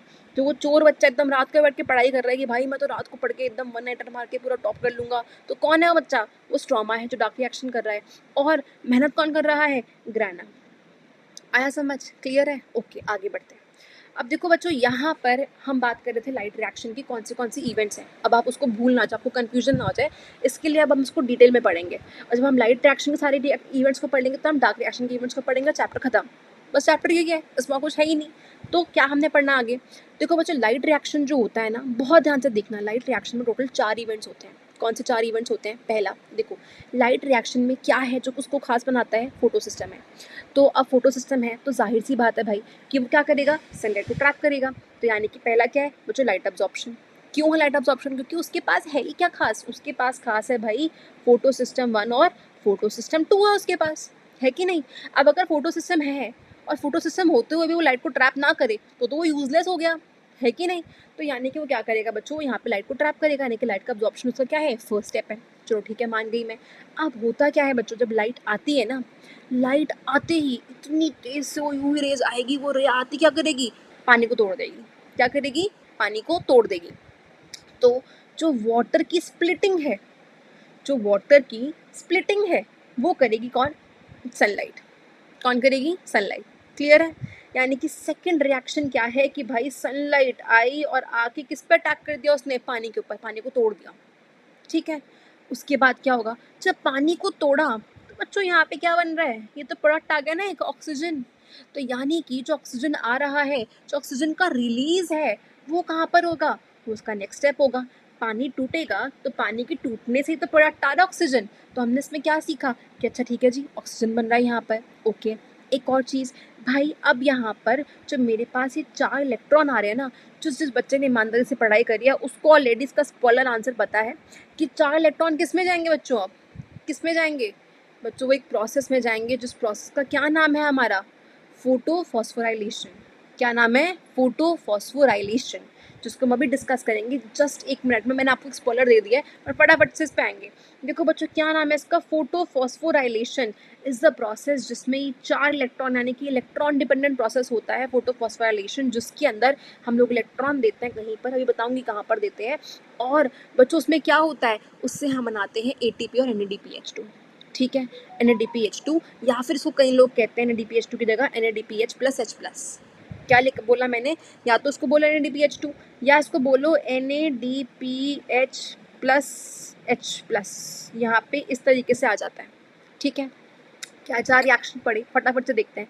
पहला, फोटो सिस्टम है तो सनलाइट को ट्रैप करेगा, सनलाइट को ट्रैप करेगा तो ट्रैप करके जो अभी इतनी सारी हीट आ रही है क्या करेगा, पानी के ऊपर जाएगी और पानी टूट जाएगा एकदम से। अब पानी टूटेगा तो क्या होगा बच्चों, ऑक्सीजन रिलीज होगी, यानी कि ऑक्सीजन रिलीज फेज आ गया। अच्छा, उसके अलावा एक और प्रोडक्ट क्या है इसके अंदर बच्चों, एक और प्रोडक्ट है, यहाँ पर 4 इलेक्ट्रॉन्स बन रहे हैं। तो जब 4 इलेक्ट्रॉन बन रहे हैं वो क्या करेंगे, वो बनाएंगे, वो हेल्प करेंगे किसकी, फॉर्मेशन ऑफ ATP और NADPH2 की, ठीक है। अब इसमें ना एक छोटू सी कुछ सी चीज़ है जो यहाँ पे एकदम छुपी हुई है और क्वेश्चन आता है उससे, तो फटाफट से ढूंढते हैं वो क्या चीज़ है। यहाँ मैंने लिखा हुआ है कि मैंगनीज जो है वो इम्पॉर्टेंट है वाटर स्प्लिटिंग के लिए। और मैंने यहाँ पर 2 चीज़ें मैंने यहाँ पे छुपा रखी थी, बड़ी चालाकी करी मैंने। 2 चीज़ें मैंने क्या छुपाई, पहले मैंने यहाँ पे छुपाया कि इधर मैग्नीशियम और यहाँ पे क्या है, कैल्शियम है, ठीक है। अब वो क्या है, उसको समझना है। और दूसरी चीज़ मैंने यहाँ पर क्या किया बच्चों, मैंने यहाँ पे अपने आप ही इसको 2 हाइड्रोजन ले लिया। मैंने ना H2O को 2 ले लिया। तो मैंने क्यों लिया ऐसा, मैं आपको समझाती हूँ। देखो बच्चों, ध्यान से समझना है इस चीज़ को, ठीक है? बहुत ध्यान से समझना, समझोगे तो हर चीज़ आ जाएगी आपको। अब इसमें देखो, जब अगर मैं इसमें 2 H2O की जगह अगर मैं 1 H2O लेती, ध्यान से समझना, अगर मैं इसमें 2 H2O की जगह 1 H2 लेती तो क्या होता कि भाई मेरे पास ये पानी है, ये टूटा मैग्नीशियम और कैल्शियम की वजह से, जिसका मैं आपको आंसर बताऊंगी अभी। तो यहाँ पर बनता मेरा 2 हाइड्रोजन, 2 हाइड्रोजन अलग हो जाता क्योंकि यहाँ पे 2 हाइड्रोजन है, और बचता 1 ऑक्सीजन, है ना? अब बच्चों देखो, ऑक्सीजन रेडिकल ना, ऑक्सीजन रेडिकल का मतलब क्या, अकेला ऑक्सीजन जो सिंगल ऑक्सीजन है। ऑक्सीजन ना बिल्कुल सिंगल नहीं रह सकता, उसको सहन नहीं होता, उसको चाहिए भाई मैं रिलेशनशिप में ही रहूँ। वो चाहता है कि भाई मैं कपल की फॉर्म में ही रहूँ, मुझे O2 बन के रहना है भाई, मैं अकेला नहीं रह सकता। तो वो कहता है कि भाई कुछ भी कर, तो जो मर्जी कर, मुझे नहीं फर्क पड़ता, बट मैं सिंगल नहीं रहूँगा, जो मर्जी हो जाए। तो वो कहता है कि मैं ऑक्सीजन की फॉर्म में नहीं रहूँगा, या मुझे तो O2 ही बनना है, क्योंकि वो कहता है कि मैं जो O रेडिकल है उस फॉर्म में मैं बच्चों स्टेबल नहीं हूँ। रोने लग जाता है कि मुझे रहना ही नहीं है ऐसे, मैं तो जा रहा हूँ, मुझे नहीं करना, ये नहीं करना, वो नहीं, टैंट्रम्स तो करता है। तो क्या करना पड़ता है थक हार के, वो कहता है पानी कि चल मैं अपने 2 कंपाउंड्स लेकर आता हूँ अब थक हार के। तो वो क्या करता है, जब यहाँ पे सब कुछ मैं 2 से मल्टीप्लाई कर देती हूँ, 2 × 2 4 कर देती हूँ, तो बच्चों को कहता है अरे भाई मैं तो अब सिंगल नहीं रहा भाई, अब तो मेरा पेयरिंग हो गई है। तो क्या करता है, वो 2O की जगह क्या करेगा बच्चों, वो बनाएगा अब यहाँ पे O2, और ये बन जाएगा हमारा यहाँ पर इसकी जगह 4H+। और बच्चों साथ में क्या आएगा हमारे पास आएंगे अब 2 की जगह 4 इलेक्ट्रॉन। तो जब मैंने इसको यहाँ पे 2 कर दिया तो यहाँ पे क्या हो जाएगा, 4 इलेक्ट्रॉन आ जाएंगे। समझ आई बात? यानी कि मॉरल ऑफ द स्टोरी कहता है बच्चों, मॉरल ऑफ द स्टोरी ये था कि भाई ऑक्सीजन जो है वो बड़ा डेस्परेट है, ऑक्सीजन जो है वो सिंगल नहीं रह सकता। तो ऑक्सीजन जो रेडिकल है वो बहुत अनस्टेबल है, इसीलिए ऑक्सीजन गैस बनाने के लिए उसने इतना रोया कि भाई हाइड्रोजन ने कहा, मतलब पानी ने कहा कि भाई हम तो 2 मॉलिक्यूल अब यूज़ कर लेंगे। ठीक है, ओके, आगे बढ़ते हैं। अब देखो होता क्या है, मैं आपको बहुत, ये जो आपका टॉपिक है ना, जो मैं आपको इस डायग्राम में दिखा रही हूँ, इतना आपका इम्पोर्टेंट नहीं है, ठीक है, मैं आपको पहले ही बता रही हूँ। बट इसका कोर कॉन्सेप्ट आप थोड़ा सा मैं आपको समझाऊंगी बहुत ब्रीफली। उसने ये लिख रखा था कि भाई मैंगनीज ना बहुत इंपॉर्टेंट होता है, ठीक है। चलिए मैं आपको इसको ये इस साइकिल के बाद पढ़ाती हूँ ताकि आपके लिए और आसान हो जाए। पहले इसको समझते हैं कि होता क्या। अच्छा देखो, हमने समझा कि बच्चों लाइट रिएक्शन में क्या बनता है, ATP और NADPH2 बनता है, पढ़ा हम लोगों ने अभी ठीक है। जो प्रोसेस है, the process of making ATP and NADPH2, बच्चों वो प्रोसेस क्या है, फोटो फॉस्फोराइलेशन। तो बच्चों फोटो फॉस्फोराइलेशन ना 2 तरह की होती है, ठीक है, बहुत टाइप्स है इसके अंदर, बट ये लास्ट टाइप है पक्का। फोटो फॉस्फोराइलेशन ना 2 तरह की होती है। फोटो फॉस्फोराइलेशन है क्या, ये एक ऐसा प्रोसेस है जिसमें बेसिकली क्या बन रहा है, आपका लाइट रिएक्शन में आपके जो फोटो सिस्टम्स हैं ये हेल्प कर रहे हैं 2 चीज़ें बनाने में, एक आपका ATP और एक आपका NADPH2। और दोनों ही क्या हैं, दोनों ही कहीं ना कहीं क्या करते हैं, एनर्जी देते हैं। यानी कि जब हम इन दोनों को बनाना चाहते हैं तो उसके 2 तरीके हैं, एक है नॉन साइक्लिक और एक है हमारा साइक्लिक, जो भी आगे आ जाएगा। तो बच्चों इसमें ध्यान से देखो, साइकिल कैसी होती है, साइकिल में गोल गोल पहिए होते हैं। अब देखो बच्चों, साइकिल ना हमेशा याद रखना कि साइकिल जहाँ से शुरू होती है ना वो वहीं पे आकर एंड होती है। जैसे हम कहते हैं कि हमारे मौसम होते हैं, ठीक है, जैसे हमने कहा समर सीज़न, फिर हमने कहा भाई हमारा आ जाएगा रेनी सीज़न, फिर आ जाएगा हमारा विंटर सीज़न, फिर हमने कहा भाई हमारा क्या आ जाएगा, विंटर सीज़न के बाद हमारा स्प्रिंग सीज़न आ जाएगा, और उसके बाद हमारा क्या आ जाएगा बच्चों, वापस से थक हार के समर आ जाएगा। यानी कि हम जहाँ शुरू हुए थे वापस वहीं पे आ गए। तो सर्कल का मतलब होता है, साइक्लिक का मतलब होता है कि जो चीज़ जहाँ से शुरू हो, द पॉइंट ऑफ ओरिजिन जहाँ पे हो, आप अल्टीमेटली गोल गोल गोल गोल घूम के अल्टीमेटली कहाँ जाओगे, वहीं आ जाओगे जहाँ से आप शुरू हुए थे। तो अब आप यहाँ पे देखो, बहुत ध्यान से देखना कि यहाँ पर मैं नोटेट करके आपको दिखा रही हूँ कि भाई बच्चों यहाँ पर ये साइकिल शुरू हुई, क्या हुई बच्चों, ये साइकिल यहाँ से शुरू हुई, ठीक है। अब यहाँ से ओए, ये तो ये साइकिल की तरह घूमने लग गया, मैं एक सेकेंड रुको। हाँ, अब यहाँ पे साइकिल शुरू हुई, ठीक है, यहाँ से साइकिल शुरू हुई, और शुरू होते होते यहाँ गया, ऊपर गया, फिर ये कूद मार के नीचे आ गया, आया कहाँ पर, यानी कि जो उसका पॉइंट ऑफ इनिशिएशन था, यानी कि ये P700 से उसने अपनी जर्नी शुरू करी और लौट के बुद्धू घर को ही आ गया, वापस आया ना अपनी जगह पे। तो क्योंकि ये अपने पॉइंट ऑफ ओरिजिन में वापस आ गया, तो ये साइक्लिक है बच्चों। क्या है ये, साइक्लिक। क्यों, क्योंकि जहाँ से शुरू हुआ था लौट के बुद्धू घर को आ गया, आ गया घर को, ओके। तो अब हमने यहाँ पर देखा बच्चों कि यहाँ पर तो ये वापस आ गया। अब हम देखते हैं कि क्या ये चीज़ नॉन साइक्लिक में होती है। नॉन साइक्लिक में क्या हो रहा है बच्चों, ये यहाँ से जर्नी शुरू हो रही है, जर्नी आपकी यहाँ से शुरू हो रही है, फिर जा रहा है, इधर चला मैं उधर चला, जाने कहाँ मैं किधर चला, फिसल गया, बट ये वापस नहीं आया, वापस नहीं आया बच्चों ये। तो यानी कि यहाँ पर क्या हुआ कि जहाँ से शुरू हुआ था अपने पॉइंट ऑफ ओरिजिनेशन पे वापस नहीं आया, तो दिस इज नॉन साइक्लिक, कोई साइकिल नहीं बन रही यहाँ पर, समझ आ गया। और क्योंकि दोनों ही प्रोसेसेस में, ध्यान से सुनना, दोनों ही प्रोसेसेस में बच्चों हमारा क्या बन रहा है, एटीपी बन रहा है, NADPH2 बन रहा है, और उसमें क्या बन रहा है यहाँ पर, इधर आप देखोगे अगेन इधर एटीपी बन रहा है। तो यानी कि दोनों प्रोसेसेस में एटीपी बन रहा है और NADPH2 तो खैर नॉन साइक्लिक में बन रहा है। तो क्या ये रिएक्शन फोटोफॉस्फोराइलेशन है? तो भाई हाँ है, ठीक है। यानी कि बच्चों फोटोफॉस्फोराइलेशन में दो टाइप्स हैं, साइक्लिक और नॉन साइक्लिक, दोनों में ही एटीपी बन रहा है। नॉन साइक्लिक में NADPH2 एक्स्ट्रा बन रहा है, बट इसमें पॉइंट ऑफ ओरिजिनेशन में वापस कौन आएगा, साइक्लिक आएगा। और क्या नॉन साइक्लिक वहाँ पे आएगा जहाँ से वो शुरू हुआ था? नहीं आएगा, उसके नाम का ही ये मतलब है। ओके, अब बच्चों देखो यहाँ पर फटाफट से हमें दो साइकिल समझनी है एंड फिर हमारा डार्क रिएक्शन, और बस चैप्टर खत्म, बस इतना चैप्टर है ये, ठीक है। बस 10 मिनट दो, चैप्टर फिनिश हो जाएगा आपका। ओके, ध्यान से देखो। अब इसमें होता क्या है बच्चों, मैंने आपको बताया था कि जो हमारे लाइट हार्वेस्टिंग कॉम्प्लेक्सेस होते हैं ना, वो दो बंडल्स में अरेंज हो जाते हैं, किसमें, फोटो सिस्टम 1 और फोटो सिस्टम 2 में। आपको मैंने स्पॉइलर भी दिया था वहाँ पे कि फोटो सिस्टम 1 का मतलब ये नहीं कि वो राज करेगा, एक्चुअली में काम शुरू पहले फोटो सिस्टम 2 ही करता है। होता क्या है बच्चों, ध्यान से सुनो, जैसे ही हमारे पास, अब हम लोगों ने वाटर की स्प्लिटिंग करी थी, याद है हम लोगों ने वाटर की स्प्लिटिंग की थी, जब ऑक्सीजन हो रहा था कि भाई मैं सिंगल नहीं रहूँगा और डबल रहना है, मुझे तो कपल बनना है। तो यहाँ पर क्या बना था उसमें बच्चों, ध्यान से देखो यहाँ पर क्या बना था, चुप से देख कर आओ। यहाँ पर 4 इलेक्ट्रॉन बने थे, 4 इलेक्ट्रॉन, क्या बने थे, 4 इलेक्ट्रॉन बने थे ऑक्सीजन के साथ में। तो वो जो 4 इलेक्ट्रॉन है ये कहाँ यूज़ होते हैं बच्चों, ध्यान से देखो, ये कहाँ यूज़ होते हैं, ये बेसिकली ऑक्सीजन जो इलेक्ट्रॉन है ये यहाँ पर आ जाते हैं, ठीक है। ये कहाँ पे आ जाते हैं आपके, यहाँ पर आ जाते हैं, एक सेकेंड रुको। ओके बच्चों, ये यहाँ पर आ जाते हैं। अब क्या होता है, जैसे मान लो मेरे पास कुकर है, ठीक है। अब कुकर में मैंने बहुत सारे पॉपकॉर्न डाल दिए, मेरा मन कर रहा है भाई आज तो भाई वीकेंड है, अब तो मुझे पार्टी वार्टी करनी है। तो क्या किया मैंने, पॉपकॉर्न लगाए और गैस जलाई, तो क्या होगा, कूदता है ना पॉपकॉर्न एकदम से कि अरे अरे लग गई कूद जाता है एकदम से। बिल्कुल वैसे ही बच्चों, बिल्कुल सेम उस तरीके से इलेक्ट्रॉन यहाँ पर आया, ठीक है। और क्या होता है, एकदम जोश में आता है, एकदम कूद जाता है। क्यों कूदता है बच्चों, क्योंकि यहाँ पर ना सनलाइट आती है, बहुत जोर से सनलाइट आती है, 6 नैनोमीटर की सनलाइट आती है, एकदम जला देती है उसको। जब जलता है ना ये तो एकदम कूद जाता है। अब जैसे ही कूदता है इसको इसको क्या करता है, इलेक्ट्रॉन एक्सेप्टर ऊपर बैठा होता है, इलेक्ट्रॉन एक्सेप्टर ऐसे वेट कर रहा होता है, भाई आजा आजा आजा आजा आजा, और जैसे ही वो ऊपर आता है उसको पकड़ लेता है, कह रहा अब जान दूंगा मैं तेरे को नीचे, अब तो नीचे नहीं जाएगा यहाँ पर। और वो करता क्या है, बेसिकली इलेक्ट्रॉन आया, इलेक्ट्रॉन यहीं पर था, कैसे आया इलेक्ट्रॉन, क्योंकि भाई सनलाइट आई, सनलाइट ने आके क्या किया, अरे ये कहाँ क्या हो गया इसका, जस्ट अ सेकेंड प्लीज़, एक सेकेंड दो मुझे। ओके ठीक है बच्चों, आई होप कि बिल्कुल ठीक है, इसका अलाइनमेंट लेना। तो ध्यान से देखो अब कि जैसे ही बच्चों यहाँ पर सनलाइट आई, सनलाइट ने क्या किया, ये क्या था हमारे पास, ये बच्चों ये हमारे पास था एक फोटो सिस्टम, ठीक है। दिख रहा है आपको कि भाई यहाँ पर P6800 है, इसका नाम क्या है, फोटो सिस्टम 2 होगा, क्योंकि ये 600 कह रही हूँ, P680 है ये। तो P680 क्या होगा बच्चों, हमारा सेकंड नंबर का फोटो सिस्टम है ये। फोटो सिस्टम में क्या होते हैं, लाइट हार्वेस्टिंग कॉम्प्लेक्स होते हैं तरीके से। जो बीच वाला यहाँ पे बहुत बड़ा सा गोला सा है, वो क्या है बच्चों, वो गोला क्या है बहुत बड़ा बच्चों, वो है हमारा क्लोरोफिल है, वो क्या है हमारा क्लोरोफिल है। और देखो क्या लिखा हुआ है, छुपके से देखो उसने क्या चालाकी करी यहाँ पर आपके साथ, ये देखो, आप देखो, इसने लिखा हुआ रिएक्शन सेंटर, इसने क्या लिखा है, रिएक्शन सेंटर, क्लोरोफिल नहीं लिखा। बट ध्यान में रखना, क्लोरोफिल और रिएक्शन सेंटर बिल्कुल सेम बातें होती हैं, क्या होती हैं, बिल्कुल सेम बातें होती हैं। ओके, तो यहाँ पर क्या आ गया मेरे पास, क्लोरोफिल ए आ गया। और इसके आजू बाजू कौन है, उसके सारे फैन लोग जो उसको हेल्प कर रहे हैं, सपोर्ट कर रहे हैं, जाओ भाई जाओ हम तुम्हारे साथ हैं, कौन है बच्चों, क्लोरोफिल बी, xanthophyls, केराटिनॉइड्स, ठीक है।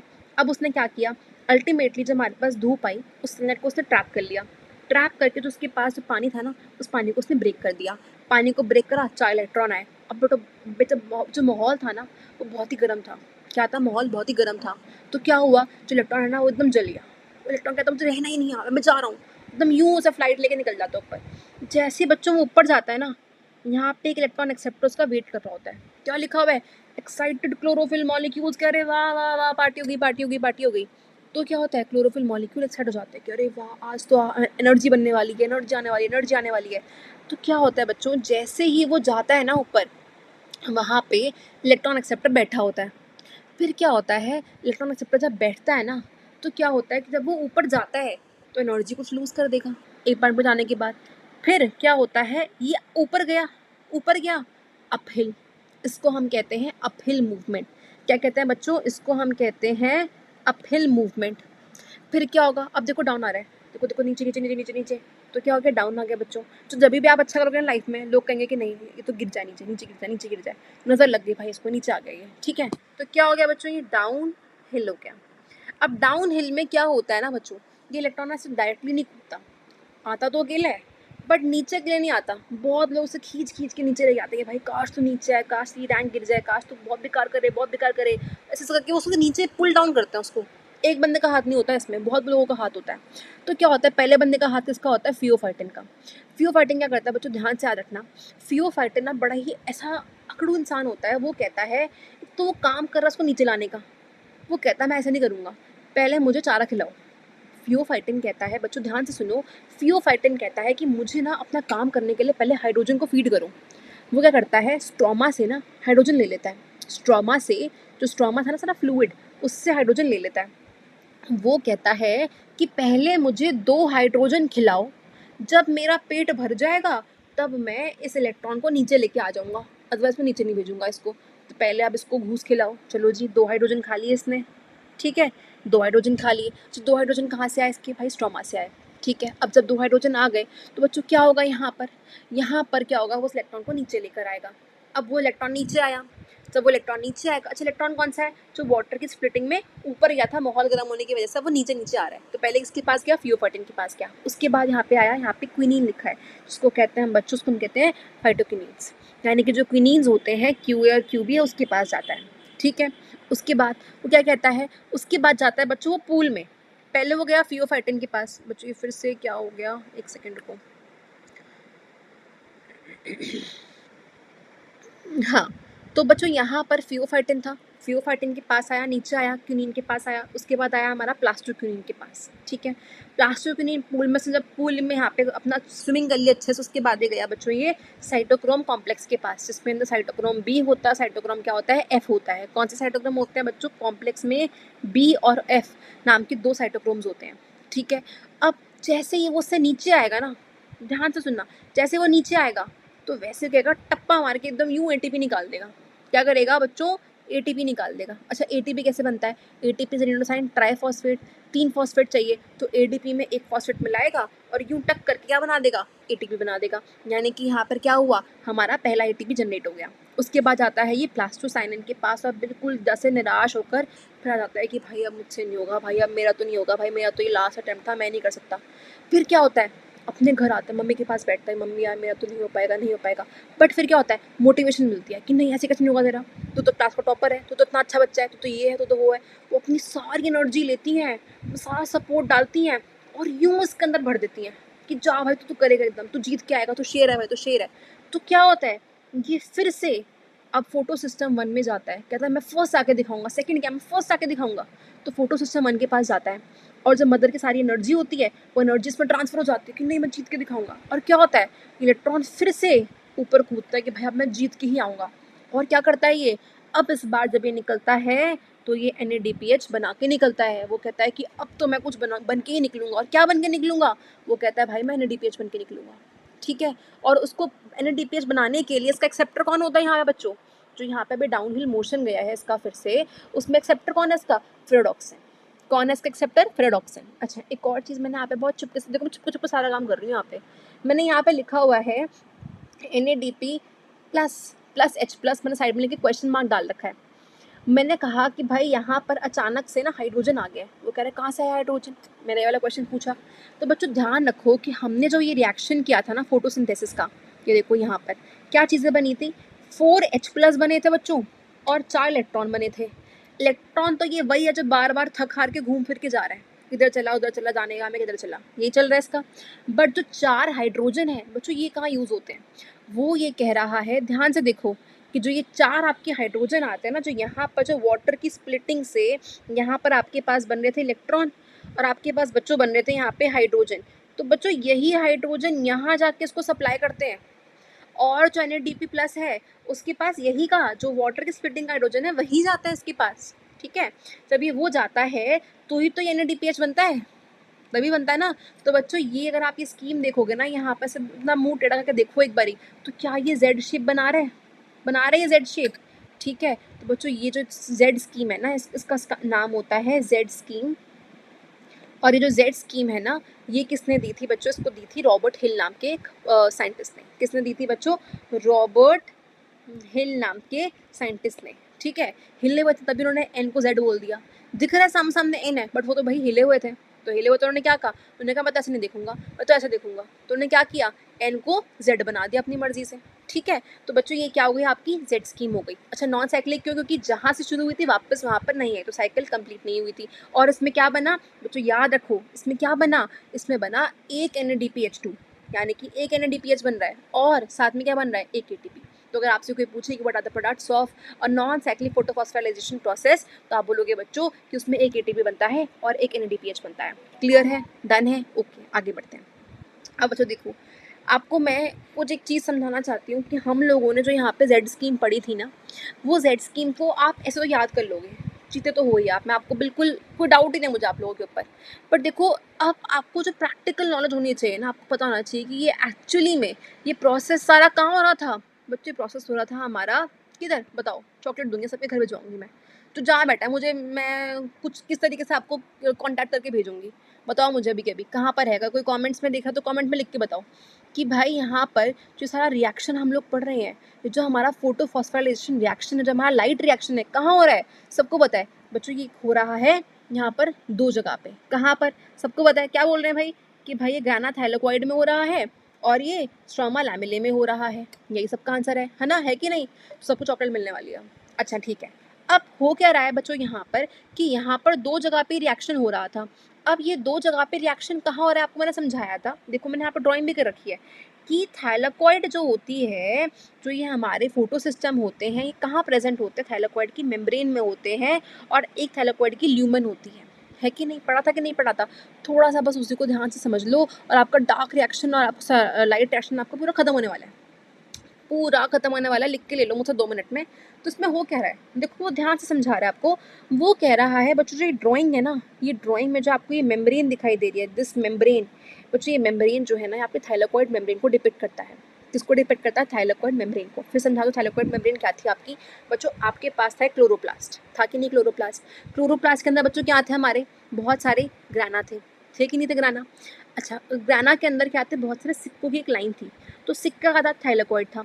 अब थाइलाकॉइड में दो चीज़ें थी, एक उसकी आउटर मेम्ब्रेन और एक उसका इनर ल्यूमेन। यही था बच्चों, क्या था कि भाई मेरे पास था एक क्लोरोप्लास्ट, क्लोरोप्लास्ट में ग्राना, ग्राना में थाइलाकॉइड और थाइलाकॉइड में एक आउटर मेम्ब्रेन और एक अंदर क्या है उसका ल्यूमेन, जो ल्यूमेन मैंने ऐसे ऐसे करके डार्क कर दिया।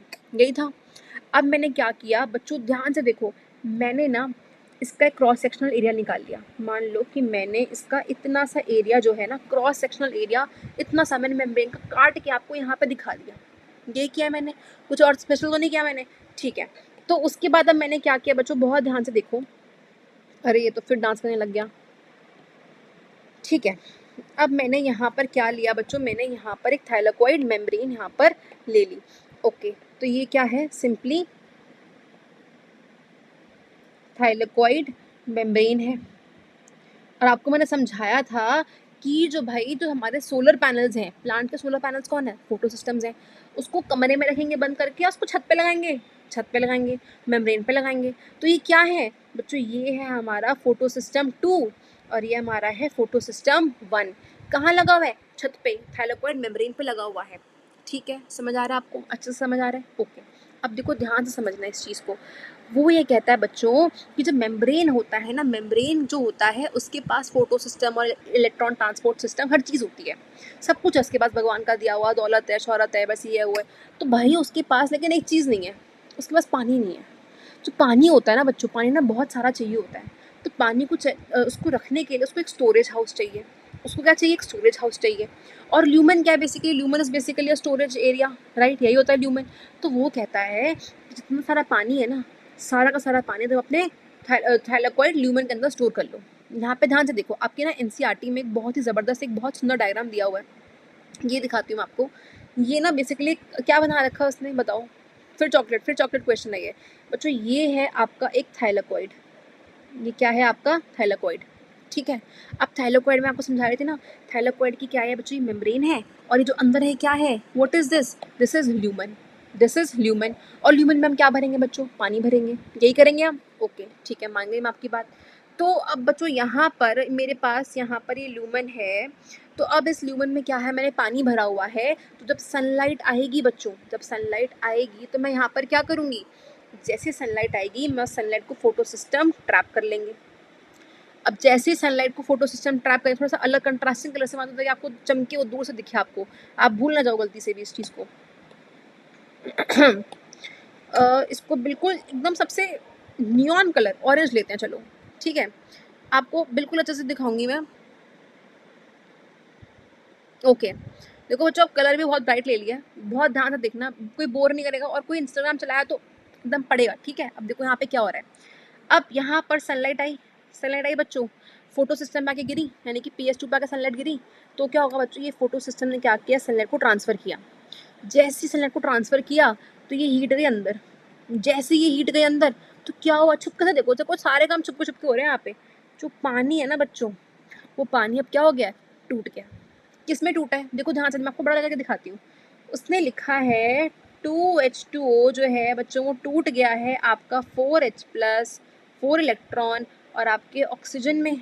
ये देखो, देखो छुपकर उसने क्या कर दिया, उसने गलती कर दी। उसने क्या किया, यहाँ पर लिखा है 2 इलेक्ट्रॉन, अरे भाई 2 इलेक्ट्रॉन नहीं होते हैं, फुल इलेक्ट्रॉन होते हैं। ओके चलो ठीक है, अब यहाँ पर इलेक्ट्रॉन बन गए, और साथ में क्या बन गया, ऑक्सीजन बन गया, और साथ में क्या बन गया बच्चों, यहाँ पर आपका हाइड्रोजन बन गया। अब क्या हुआ, इलेक्ट्रॉन आ गया। वो इलेक्ट्रॉन बच्चों कहाँ पर बना, अगर आपसे कोई पूछे, अगर आपसे कोई चॉकलेट वाला क्वेश्चन पूछ ले कि भाई वाटर की स्प्लिटिंग होती है, मैं मान गई, हमने लाइट रिएक्शन में हम लोगों ने 4 रिएक्शन पढ़े थे, क्या पढ़े थे, मैंने 4 रिएक्शन पढ़े थे, बहुत ध्यान से देखो, बहुत ध्यान से देखो भाई, कसम है तुमको, आज तुम्हें जिससे भी तुम्हें प्यार है तुम ध्यान से देखो भाई। देखो लाइट रिएक्शन में हमने 4 स्टेप्स पढ़े थे। पहले हमने पढ़ा था absorption of light, light absorption. Light absorption बच्चों कहाँ पर हो रही है, थाइलाकोइड की मेम्ब्रेन में हो रही है। क्यों, क्योंकि वहाँ पे जो पैनल है ना, हमारे पैनल कौन है, हमारे फोटो सिस्टम, वो कहाँ लगे, थाइलाकोइड की मेम्ब्रेन में लगे हुए हैं, ठीक है। अब यहाँ पर थाइलाकोइड की मेम्ब्रेन में यहाँ पर आए तो उसने क्या करते, सनलाइट को ट्रैप कर दिया, यानी कि फर्स्ट स्टेप कहाँ पे होगा, थाइलाकोइड मेम्ब्रेन की उसकी लोकेशन सेट हो गई, ठीक है। दूसरी चीज़ समझो, यहाँ पे थोड़े ध्यान से समझो। सेकंड स्टेप क्या था हमारा, वाटर का ब्रेकिंग, यानी कि क्या हो रहा है, वाटर का क्या होना चाहिए यहाँ पे, डिकम्पोजिशन। तो कहाँ होता है वाटर की स्प्लिटिंग, कहाँ होती है, तो बच्चों देखो छुप छुप के कहाँ हो रहा था रिएक्शन, बच्चों वो हो रहा था आपका इधर, अरे ये हुआ था आपका, फिर से, हाँ, आपके ल्यूमन के अंदर। अगर आपसे कोई पूछे एक बॉक्स बना के, डिब्बा बना के, कि बताओ कौन से रिएक्शंस कहाँ पर हो रहे हैं, तो देखो हमारा पहला रिएक्शन क्या था, हमारा लाइट अब्जॉर्प्शन, तो आपने कहा मेम्ब्रेन में है, ठीक है। फिर आपसे किसी ने कहा कि भाई वाटर का स्प्लिटिंग, वाटर की स्प्लिटिंग, वाटर टूटता कहाँ पर है, तो आपने कहा भाई वो ल्यूमन में टूटता है। समझ आ गई, ठीक है, समझ आ गया मुझे। उसके बाद आपसे पूछा गया कि भाई जो इलेक्ट्रॉन ट्रांसपोर्ट सिस्टम था, जो इधर चला में उधर चला, जाने का काम है किधर चला, वो कहाँ हो रहा है सारा कुछ, तो आप कहोगे कि भाई देखो ध्यान से देखो, ये जो हमारा यहाँ पे ये प्लास्टोक्विनीन है, ये हमारा सारा कुछ सामान है हमारा, वो बच्चों कहाँ पर है, वो मोस्टली हमारा मेम्ब्रेन के अंदर है, एक्सेप्ट, एक्सेप्ट ध्यान से सुनो, जो साइटोक्रोम BF है ना, साइटोक्रोम BF, वो आधा स्ट्रोमा के अंदर घुसा हुआ है, ना वो यहाँ का है ना वो वहाँ का है, वो स्ट्रोमा के अंदर आ चुका है। यानी कि जब इलेक्ट्रॉन आता है, कहाँ से आता है, ध्यान से सुनो, जो अगर आप देखो, बहुत देखो क्या इसने माइन्यूटनेस देखो इस डायग्राम की, जो आपके NCERT में दिया हुआ है, बहुत ही इंपॉर्टेंट डायग्राम है कि बच्चों यहाँ पर जो ये आपका हाइड्रोजन है, ये मिल रहा है बच्चों यहाँ पे फियोफाइटिन को मिल रहा है। तो हमने देख रहे थे ना यहाँ पे फियोफाइटिन के बारे में कि भाई फियोफाइटिन जो होता है उसको हाइड्रोजन चाहिए होता है, वो कहता है मुझे पहले पेट भरो मेरा तभी मैं काम करूँगा। तो फियोफाइटिन क्या करता था, स्ट्रोमा से बताया था ना मैंने कि फियोफाइटिन स्ट्रोमा से जाके हाइड्रोजन लेकर आता है कि भाई पहले मेरा पेट भरो। और देखो वही चीज़ आपको दिख रही है छुपके से कि उसने क्या किया, जो यहाँ पे देखो जो हमारा थाइलाकोइड मेम्ब्रेन है ना, थाइलाकोइड मेम्ब्रेन के बाहर जितना वो सारा सामान है, वो बेसिकली क्या है बच्चों, वो हमारा स्ट्रोमा का पोर्शन है, वो हमारा पार्ट नहीं है, वो स्ट्रोमा का पार्ट है, वो दूसरे का पाला है। वो क्या करता है, वहाँ से हाइड्रोजन लेकर आता है कि भाई पहले मेरा पेट भरो, और जैसे इलेक्ट्रॉन को ट्रांसपोर्ट कर देता है ना, वो जैसे इलेक्ट्रॉन को ट्रांसपोर्ट कर देता है, वो हाइड्रोजन भी निकल जाते हैं वहाँ से। और देखो वो हाइड्रोजन अभी कहाँ से आ रहे हैं, देखो छोटे छोटे से रास्ते से देखो, वो वापस से स्ट्रोमा के अंदर आ रहे हैं, ध्यान से समझो। जो हाइड्रोजन स्ट्रोमा से चला था, ठीक है, और कंबाइन हुआ ईटीएस में आकर, वो अल्टीमेटली स्ट्रोमा के थ्रू, अभी मेम्ब्रेन के थ्रू होते हुए कहाँ पे आ गया, थाइलाकोइड ल्यूमन के अंदर आ गया, ठीक है। यानी कि यहाँ पर हाइड्रोजन का इनफ्लक्स हुआ है, हाइड्रोजन अंदर आया है, इनफ्लक्स अंदर, ठीक है, ओके। उसके बाद हम लोग थर्ड रिएक्शन क्या पढ़ते थे, देखो थर्ड रिएक्शन हम लोग पढ़ते थे कि लाइट अब्जॉर्प्शन हो गया, वाटर स्प्लिटिंग हो गया, हमने कहा था कि भाई ऑक्सीजन रिलीज होगा। ऑक्सीजन कहाँ पे बन रहा है, ऑक्सीजन फॉर्मेशन कहाँ पे हो रही है बच्चों, ल्यूमन में हो रही है, तुम तो बड़े स्मार्ट बच्चों यार, ठीक है, ल्यूमन में हो रही है। उसके बाद लास्ट स्टेप क्या था कि भाई हमारा एटीपी और NADPH2 बनेगा। ध्यान से देखो, बड़ा ध्यान से देखना है, ठीक है। देखो NADPH2 तो आपका कहाँ बन रहा है, कहाँ बन रहा है बताओ, NADPH2 आपका बच्चों स्ट्रोमा में बन रहा है। लोकेशन आपको पता होनी चाहिए कि इसकी लोकेशन क्या थी, ध्यान से देखो, NADPH2 आपका कहाँ बन रहा है बच्चों, वो बन रहा है आपका स्ट्रोमा में, ठीक है। और जो आपका एटीपी था वो यहाँ पे कहीं ना कहीं मेम्ब्रेन में बन रहा है, यही हो रहा है इसके अंदर। अच्छा, अब बच्चों देखो इस पे ना दो चीज़ आपको ध्यान से समझनी है, ठीक है। अरे फिर डांसिंग शुरू हो गई इसकी, तो एक सेकेंड ना, ओके। अब बच्चों देखो यहाँ पर ना जो हाइड्रोजन है, वो हाइड्रोजन पानी के टूटने से बहुत सारा हाइड्रोजन बन रहा है, हम लोगों ने पढ़ा था 4H+ बनते हैं, यहाँ पे लिखा भी है 4H+ बनते हैं। तो हाइड्रोजन जो है वो भी स्ट्रोमा में, सॉरी, थाइलाकोइड ल्यूमन में आके फंस गए। थाइलाकोइड ल्यूमन में आके कौन फंस गए, सारे के सारे H+ आकर फंस गए। और दूसरी चीज़ क्या हुई यहाँ पर, जो बाहर से हाइड्रोजन आ रहा था वो आपका साइटोक्रोम जो BF है वो कॉम्प्लेक्स का करके आ गया, भाई बेस्ट फ्रेंड है, तो कहता है भाई मेरे भी हाइड्रोजन रख ले अपने पास। तो यहाँ पे अल्टीमेटली ना क्या हो रहा है बच्चों, यहाँ पर अल्टीमेटली जो हमारा थाइलाकोइड का ल्यूमन है ना वो पागल हो गया है। वो कह रहा है तुम पागल हो, इतना हाइड्रोजन भर जा रहा है मेरे अंदर, मैं क्या करूँगा इतने हाइड्रोजन का। तो बच्चों वो कहता है कि इतना हाइड्रोजन मैं नहीं भर सकता, मेरा पेट बहुत भर गया, मेरा पेट बहुत दर्द हो रहा है, उसको निकालो यहाँ से निकालो, जिद करने बैठ जाता है वो, ठीक है। जिद से सबके काम पूरे होते हैं, ऑक्सीजन की बात मान ली तो अब इसकी बात भी मानेंगे। तो होता क्या है, वो कहता है कि मेरे अंदर हाइड्रोजन का कंसंट्रेशन क्या है, ज़्यादा है। क्या ज़्यादा है, हाइड्रोजन का कंसंट्रेशन मेरे अंदर ज़्यादा है। तो बच्चों वो कहता है कि यहाँ पर हाइड्रोजन कंसंट्रेशन इज मोर, क्या कहता है, हाइड्रोजन कंसंट्रेशन मेरे अंदर ज़्यादा हो गया। स्ट्रोमा रो रहा होता है बाहर कि भाई मेरा तो हाइड्रोजन कंसंट्रेशन बहुत कम हो गया, मेरे सारे हाइड्रोजन लेके अपने अंदर रख लिए हैं, चोर एकदम एकदम ऐसा एकदम वैसा। कहता है भाई चोर किसको बोल रहा है, सारा हाइड्रोजन अपने पास रख ले। तो वो क्या कहता है कि भाई मेरे पास हाइड्रोजन की हाई कंसंट्रेशन है और तेरे पास हाइड्रोजन की लो कंसंट्रेशन है। मैं तो पहले ही बहुत परेशान आ रखा हूँ, मैं तो बहुत ही परेशान हूँ इससे। तो एक काम करो ना, तुम रख लो। आपको पता होगा कोई भी चीज़ जो होती है हमेशा high concentration to low concentration move करती है। और देखो यहाँ चुपके से क्या हो रहा है, अगेन देखो यहाँ पर बेसिकली आपका CF0 और CF1 यूनिट है, वो क्या करती है, जैसे ही ये हाइड्रोजन यहाँ पर आता है, जैसे ही ये एक्स्ट्रा हाइड्रोजन यहाँ पर आते हैं बच्चों, तो जैसे वो CF0 यूनिट में आती है तो जो CF1 होता है ना, जो ये CF1 जो ये इसके देखो ये वाला पार्ट जो आपका CF1 है बच्चों, इसकी कॉन्फ़िगरेशन बदल जाती है, इसके रंग धूप बदल जाते हैं भाई, सब कुछ बदल जाता है इसका। यानी कि जो CF1 है वो एकदम बदल जाता है। और जैसे इसकी कॉन्फ़िगरेशन बदलती है तो बच्चों दो चीज़ें होती हैं, हाइड्रोजन बाहर आ जाता है। क्या होता है बच्चों, हाइड्रोजन बाहर आ जाता है। जो जब हाइड्रोजन बाहर आएगा तो ध्यान से देखना, अब एक और काम क्या होगा छुपके से देखो, हाइड्रोजन बाहर आएगा तो वो बचा हुआ जो हाइड्रोजन यहाँ पर आ रहा है, अरे अरे, हाँ, जो बचा हुआ हाइड्रोजन यहाँ पर आ रहा है वो भाग कर जाएगा कि भाई NADPH में से हाइड्रोजन ले लो, में से हाइड्रोजन ले लो। तो वो जो यहाँ पे हाइड्रोजन है, जो मैंने आपको बताया था ना कि वाटर की स्प्लिटिंग में जो हाइड्रोजन बनता है वही हाइड्रोजन जाके NADPH में जाके जुड़ता है NADPH बनाने के लिए। तो बेसिकली वो हाइड्रोजन जो होता है वो फटाफट से भाग के आता है कि नहीं रुको रुको रुको रुको रुको, और वो जैसे ही यहाँ से बाहर आएगा वो बाहर आके स्ट्रोमा से फ्लोट करते हुए फटाफट से किसके पास जाएगा, NADP+ के पास जाएगा। समझ आ गई। तो ये प्रोसेस जिसके अंदर excess of hydrogen thylakoid lumen से बाहर आ जाते हैं, किससे, CF0 CF1 से, CF1 की कॉन्फ़िगरेशन को चेंज करते हुए, किसकी वजह से, एक कंसंट्रेशन ग्रेडियंट की वजह से। तो उसको हम कहते हैं बच्चों हमारा केमियोस्मोटिक हाइपोथेसिस, कि भाई यहाँ पे हाइड्रोजन बहुत ज़्यादा थे, श्रमा में हाइड्रोजन बहुत कम थे, तो जब हाइड्रोजन हाई कंसंट्रेशन से लो कंसंट्रेशन जाएगा तो यहाँ पे कंसंट्रेशन हाई है, यहाँ कंसंट्रेशन लो है, तो यहाँ से हाइड्रोजन बाहर आएगा और अल्टीमेटली क्या होगा बच्चों, वो भाग के जाएगा कि NADPH भाई रुक जा रुक जा रुक जा, मैं आ रहा हूँ तेरे पास। तो यहाँ पे NADPH कैसे बनेगा, जब वो हाइड्रोजन भाग कर उसके पास जाएगा। आ गया समझ, क्लियर है पक्का। तो बच्चों ये सारा काम कहाँ पे हो रहा है, थाइलाकोइड में हो रहा है।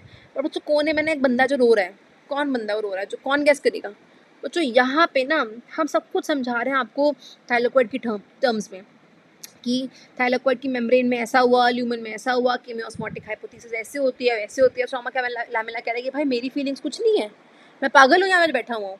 तो वो कहता है कि भाई मेरा भी तो समझाओ कि मुझ में कैसे होता है। तो उसने कहा कि भाई तेरे अंदर सिर्फ फोटो सिस्टम 1 है, तेरे पास फोटो सिस्टम 2 भी नहीं है। तो तेरे अंदर क्या होगा, वो कहता है कि जब भाई हमारे पास जो साइक्लिक फोटोफॉस्फोराइलेशन होती है ना बच्चों, उसकी जो साइट होती है, ध्यान से सुनना, जो साइक्लिक वाला होता है ना आपका प्रोसेस, साइक्लिक वाला आपका सिर्फ और सिर्फ कहाँ होगा, स्ट्रोमा लैमेला में होगा। कहाँ होगा, सिर्फ और सिर्फ आपके स्ट्रोमा लैमेला में होगा, क्योंकि उसके पास PS2 है ही नहीं, है ही नहीं, राइट।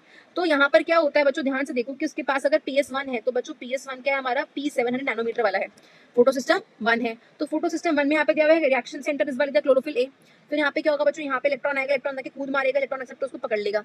उसके बाद डाउनहिल जाएगा, और डाउनहिल जाके वो थक हार के कहाँ जाएगा, वापस P700 में आ जाएगा इलेक्ट्रॉन। फिर इलेक्ट्रॉन जब यहाँ पे आएगा फिर कूद मारेगा, फिर आ जाएगा नीचे, फिर कूद मारेगा, फिर आ जाएगा नीचे। तो बच्चों हम यहाँ पे क्या देखते हैं, हम यहाँ पे देखते हैं कि जहां से शुरू हुआ वापस वहीं पर आ गया। दिस इज नथिंग बट हमारा साइक्लिक फोटोफॉस्फोराइलेशन। ठीक है।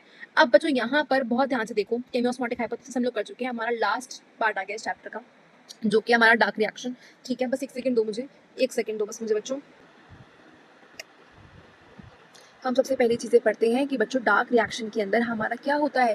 डार्क रिएक्शन के अंदर हमारे जो भी हमने अभी तक हमने जो एटीपी बनाए हैं, हमने जो भी अभी तक हमने NADPH बनाए हैं, वो सारे इस फेज में आके क्या होते हैं बच्चों, वो आके यूज़ होने शुरू हो जाते हैं। अब रात का समय आ गया है, स्ट्रोमा आएगा और कहेगा कि अब मैं तुम्हें पढ़कर दिखाऊंगा, मैं तुम सारा काम करके दिखाऊंगा, और अब मैं रात भर जाके और लेटर मार के मैं टॉप करके दिखाऊंगा।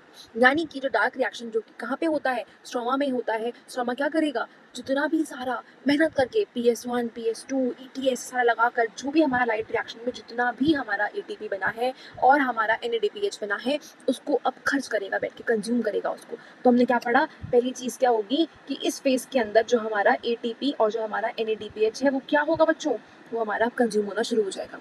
ठीक है, यानी कि फर्स्ट चीज़ हमने क्या नोटिस करी कि यहाँ पर हमारा ये सब कुछ क्या हो जाएगा, कंज्यूम होना शुरू हो जाएगा। सेकेंड चीज़, ये रिएक्शन होगा कहाँ, तो बच्चों ने पढ़ा था कि डार्क रिएक्शन कहाँ होता है। डार्क रिएक्शन सिर्फ और सिर्फ हमारा स्ट्रोमा के अंदर होता है। कहाँ पे होता है, स्ट्रोमा के अंदर। ठीक है, ओके।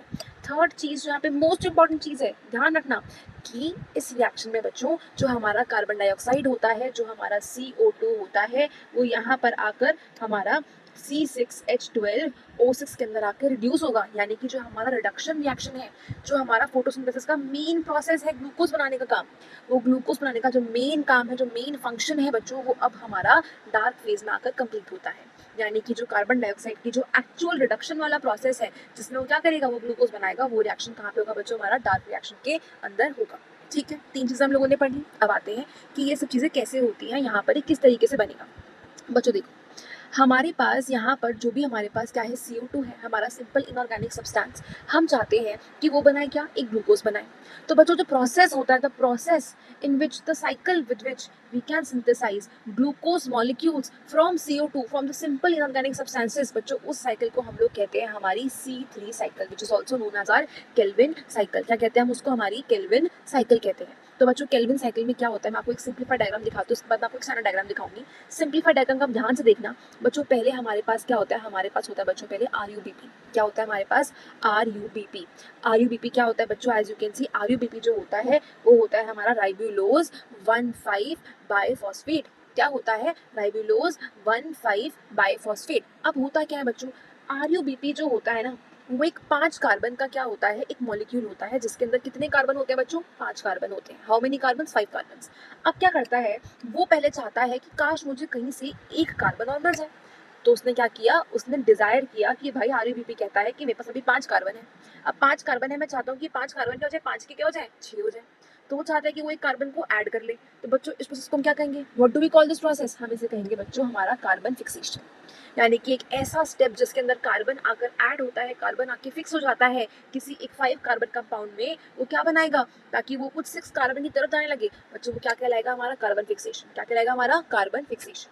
अब हुआ क्या कि पहले हमारे पास एक 5 कार्बन का कंपाउंड था और हमने उसके अंदर 1 कार्बन कंपाउंड एक और मिला दिया, तो हमारे दिमाग में आएगा कि शायद से क्या हो सकता है कि अभी हमारे पास एक 6 कार्बन का एक मॉलिक्यूल बन के सामने आ जाएगा। बट ऐसा नहीं होता बच्चों, होता क्या है कि 6 कार्बन का एक मॉलिक्यूल बनने की जगह, जैसे हम गेम नहीं खेलते थे पहले, जैसे 2 आए फिर 3 आए, सब जोड़कर हम उसको 5 बना दिया, तो इस तरीके से बच्चों, अगर मैं 5 के अंदर यहाँ पे 1 मिला दूंगी तो यहाँ पे वो 6 होने की जगह वो अपने आप को 3-3 में बांट लेता है। इस तरीके से 6 होने की जगह वो अपने को क्या करता है, 3-3 में बांट लेता है। टोटल अभी भी 6 है। तो यहाँ पे क्या होता है, इस समय ये सीखने को मिलता है बच्चों की जब हम यहाँ पर RUBP के अंदर कार्बन डाइऑक्साइड को ऐड करते हैं। अच्छा, ये प्रोसेस जो है, ये जो प्रोसेस है कार्बन फिक्सेशन का, ये एक स्पेशल एंजाइम की प्रेजेंस में होता है बच्चों। वो एंजाइम का नाम होता है हमारा रुबिस्को। क्या नाम होता है बच्चों इस एंजाइम का? नाम होता है रुबिस्को। और रुबिस्को जो है ये मोस्ट अबंडेंट एंजाइम होता है, पूरी दुनिया में सबसे ज्यादा मिलने वाला एंजाइम जो होता है बच्चों वो होता है हमारा रुबिस्को। ठीक है, ओके। अब यहाँ पे आते हैं, जैसे रुबिस्को आता है, मैंने क्या बताया कि यहाँ पे 3-3 कार्बन के 2 मॉलिक्यूल बनेंगे, जिसका सम टोटल क्या है, 6 कार्बन है। क्या है टोटल? 6 कार्बन। तो वो क्या कहता है कि जो ये 3-3 कार्बन के बने हैं बच्चों, वो क्या बने हैं बच्चों, वो बने हमारे 3-फॉस्फोग्लिसरेट। क्या बने हमारे? 3-फॉस्फोग्लिसरेट, जिसको हम कहते हैं 3PGA। अच्छा, अब अगर हमारे पास यहाँ पर 2 3-फॉस्फोग्लिसरेट बन गए तो बच्चों क्या होता है कि ये जो एक साइकिल है, मैं आपको यहाँ पर एक साइकिल दिखा रही हूँ, आपकी एनसीईआरटी में आपको इस तरीके से नहीं दिखा रखा, आपके एनसीईआरटी में उसने आपको इस तरीके से नहीं दिखा रखा, इसीलिए हमको एंड में C3 साइकिल के अंदर जो हमारे इलेक्ट्रॉन्स बनते हैं, जो हमारे इलेक्ट्रॉन्स बच जाते हैं, उसको समझने में बड़ी दिक्कत होती है। तो मैंने आपको एक बहुत ही सिंपलीफाइड डायग्राम दिखाया है कि यहाँ पर जो मेरा पहला 3PGA है, जो मेरा पहला 3PGA है, उसके अंदर अगर आप ध्यान से देखो बच्चों तो यहाँ पर आपको क्या दिखाई देगा, आपको यहाँ पर दिखाई देगा कि इस रिएक्शन में जब ये 3PGA यहाँ पर आगे प्रोसीड कर रहा होता है बच्चों, तो इस रिएक्शन में क्या होता है, यहाँ पर क्या होता है, रिडक्शन रिएक्शन होता है। यहाँ पर एक रिडक्शन का फेज आ जाता है। उसमें क्या होता है, रिडक्शन के फेज में बेसिकली जो दो यहाँ पे 3-3 कार्बन के जो 2 PGA बने हैं ना, वो चाहते हैं कि वो आपस में मिलकर एक 6 कार्बन मॉलिक्यूल बना दें। वो क्या चाहते हैं कि वो आपस में मिलकर क्या बना दे, एक 6 कार्बन का मॉलिक्यूल बना दे। तो क्या करते हैं, इस प्रोसेस में अपने आप को 6 कार्बन मॉलिक्यूल कौन सा बनाने के लिए, ग्लिसरॉल्डिहाइड बनाने के लिए वो क्या करते हैं, वो कहते हैं कि हम आपस में क्या करेंगे, रिडक्शन करेंगे। रिडक्शन का मतलब क्या होता है बच्चों कि हर एक PGA, याद रखना, हर एक 3PGA एक टाइम पे क्या करता है, एक ATP को तोड़ के बनाता है एक ADP इस फेज के अंदर, और एक NADPH बनाता है आपका एक NADP+। यानी कि यहाँ पर ATP भी टूट रहा है और NADPH भी टूट रहा है। पर सबसे खास बात क्या है इसमें, सबसे हिडन बात क्या है इसमें, जो यहाँ पर इस रिएक्शन में और इसमें नहीं है, जो मैंने यहाँ नहीं दिखा सकती, बट मैं आपको यहाँ दिखा सकती हूँ कि बच्चों यहाँ पर कितने थे PGA, 2 PGA थे। यानी कि जो रिडक्शन होगा वो रिडक्शन कितनी बार होगा, एक बार एक PGA का, एक बार दूसरे PGA का रिडक्शन होगा, तभी तो वो आके अल्टीमेटली कंबाइन करेंगे। तो यानी कि यहाँ पर एक ATP इधर आया, एक NADPH यहाँ पे आया, और दोनों क्या हो गए, टूट गए। ठीक है, फिर सिमिलरली यहाँ पर एक और ATP टूट रहा है जो कि दूसरे PGA का है, और साथ में क्या हो रहा है, NADPH टूट रहा है जो क्या बना रहा है, NADP+ बना रहा है। तो अल्टीमेटली यहाँ पे क्या बनेगा, जुड़ने के बाद बनेगा बच्चा को ग्लिसरॉल्डिहाइड 3-फॉस्फेट। क्या बनेगा आपका, ग्लिसरॉल्डिहाइड 3-फॉस्फेट, जो कि क्या होता है बच्चों, वो होता है आपका एक 6 कार्बन का मॉलिक्यूल।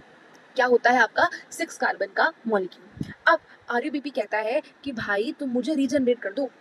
RUBP क्या कहता है कि अगर तुमने मुझे वापस रीजनरेट नहीं किया, अभी तो तुम 6 कार्बन के मॉलिक्यूल हो, बट अगर तुमने मुझे वापस 5 कार्बन की फॉर्म में नहीं निकाला और मैं अगर खत्म हो गया, तो साइकिल रुक जाएगी, ये साइकिल रुक जाएगी। और अगर तुमको ग्लूकोज बनाना है तो तुम क्या चाहते हो कि साइकिल चलती रहे। तो हमें क्या करना पड़ेगा मजबूरन, कि जो हमने 6 कार्बन का मॉलिक्यूल बनाया है उसमें से हमको बच्चों एक कार्बन निकालना पड़ेगा।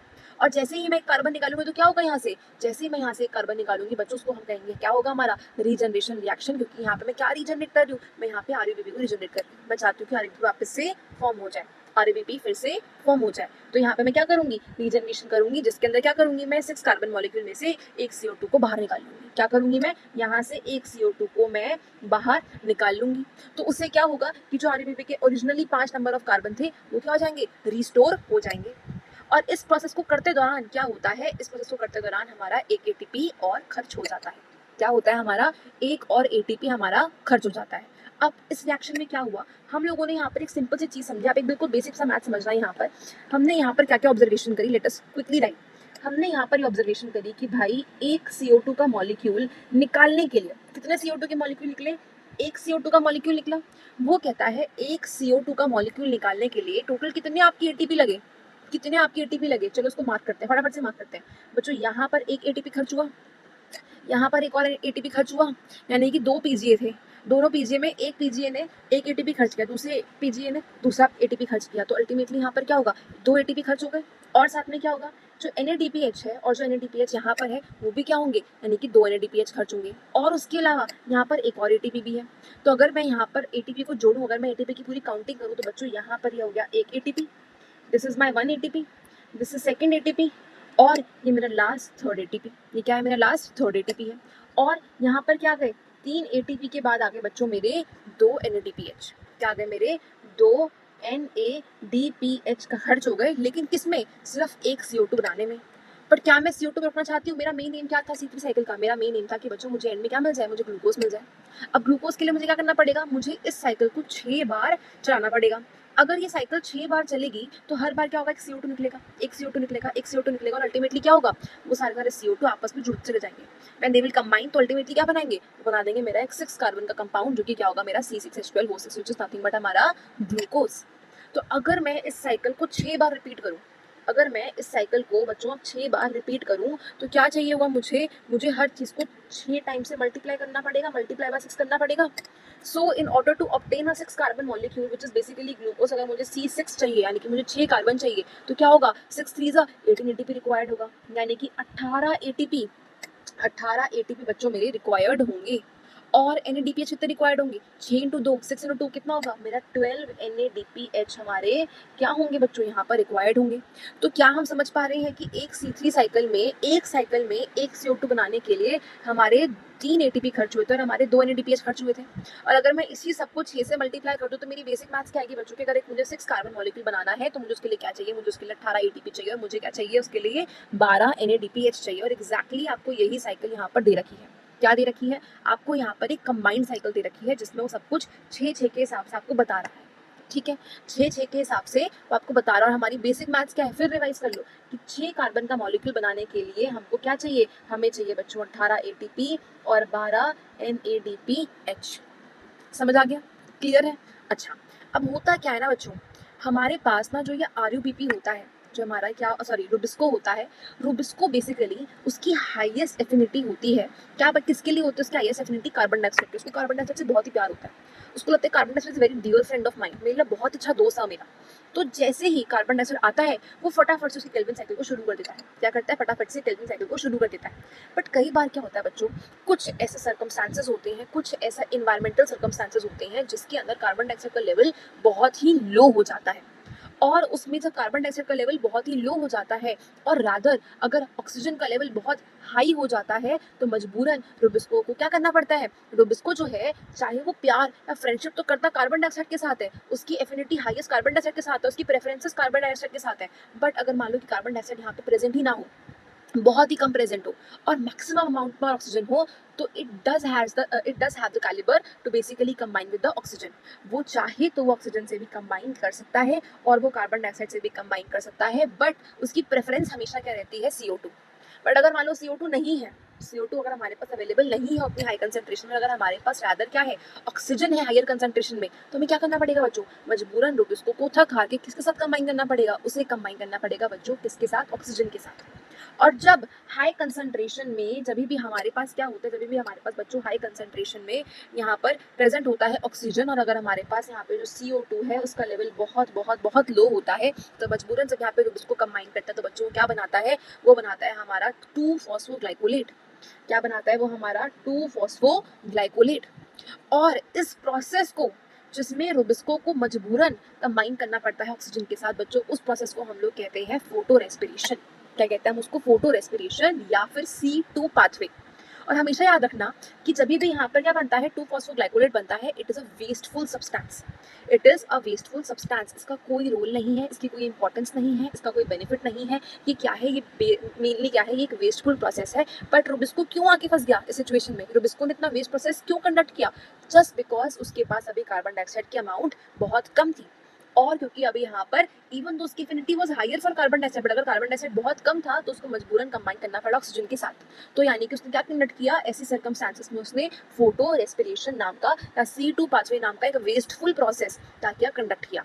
चाहता तो वो यही है कि मेरे पास कार्बन डाइऑक्साइड आए और मैं क्या करूं? मैं चाहता हूं कि भाई मैं हंसी खुशी मैं C3 पाथवे करूं, हंसी खुशी मैं C3 पाथवे करूं, और मैं यहाँ पे क्या करूं? वापस से RUBP बनाऊं, वापस से रुबिस्को बनाऊं, और ये साइकिल को मैं कंडक्ट करूं।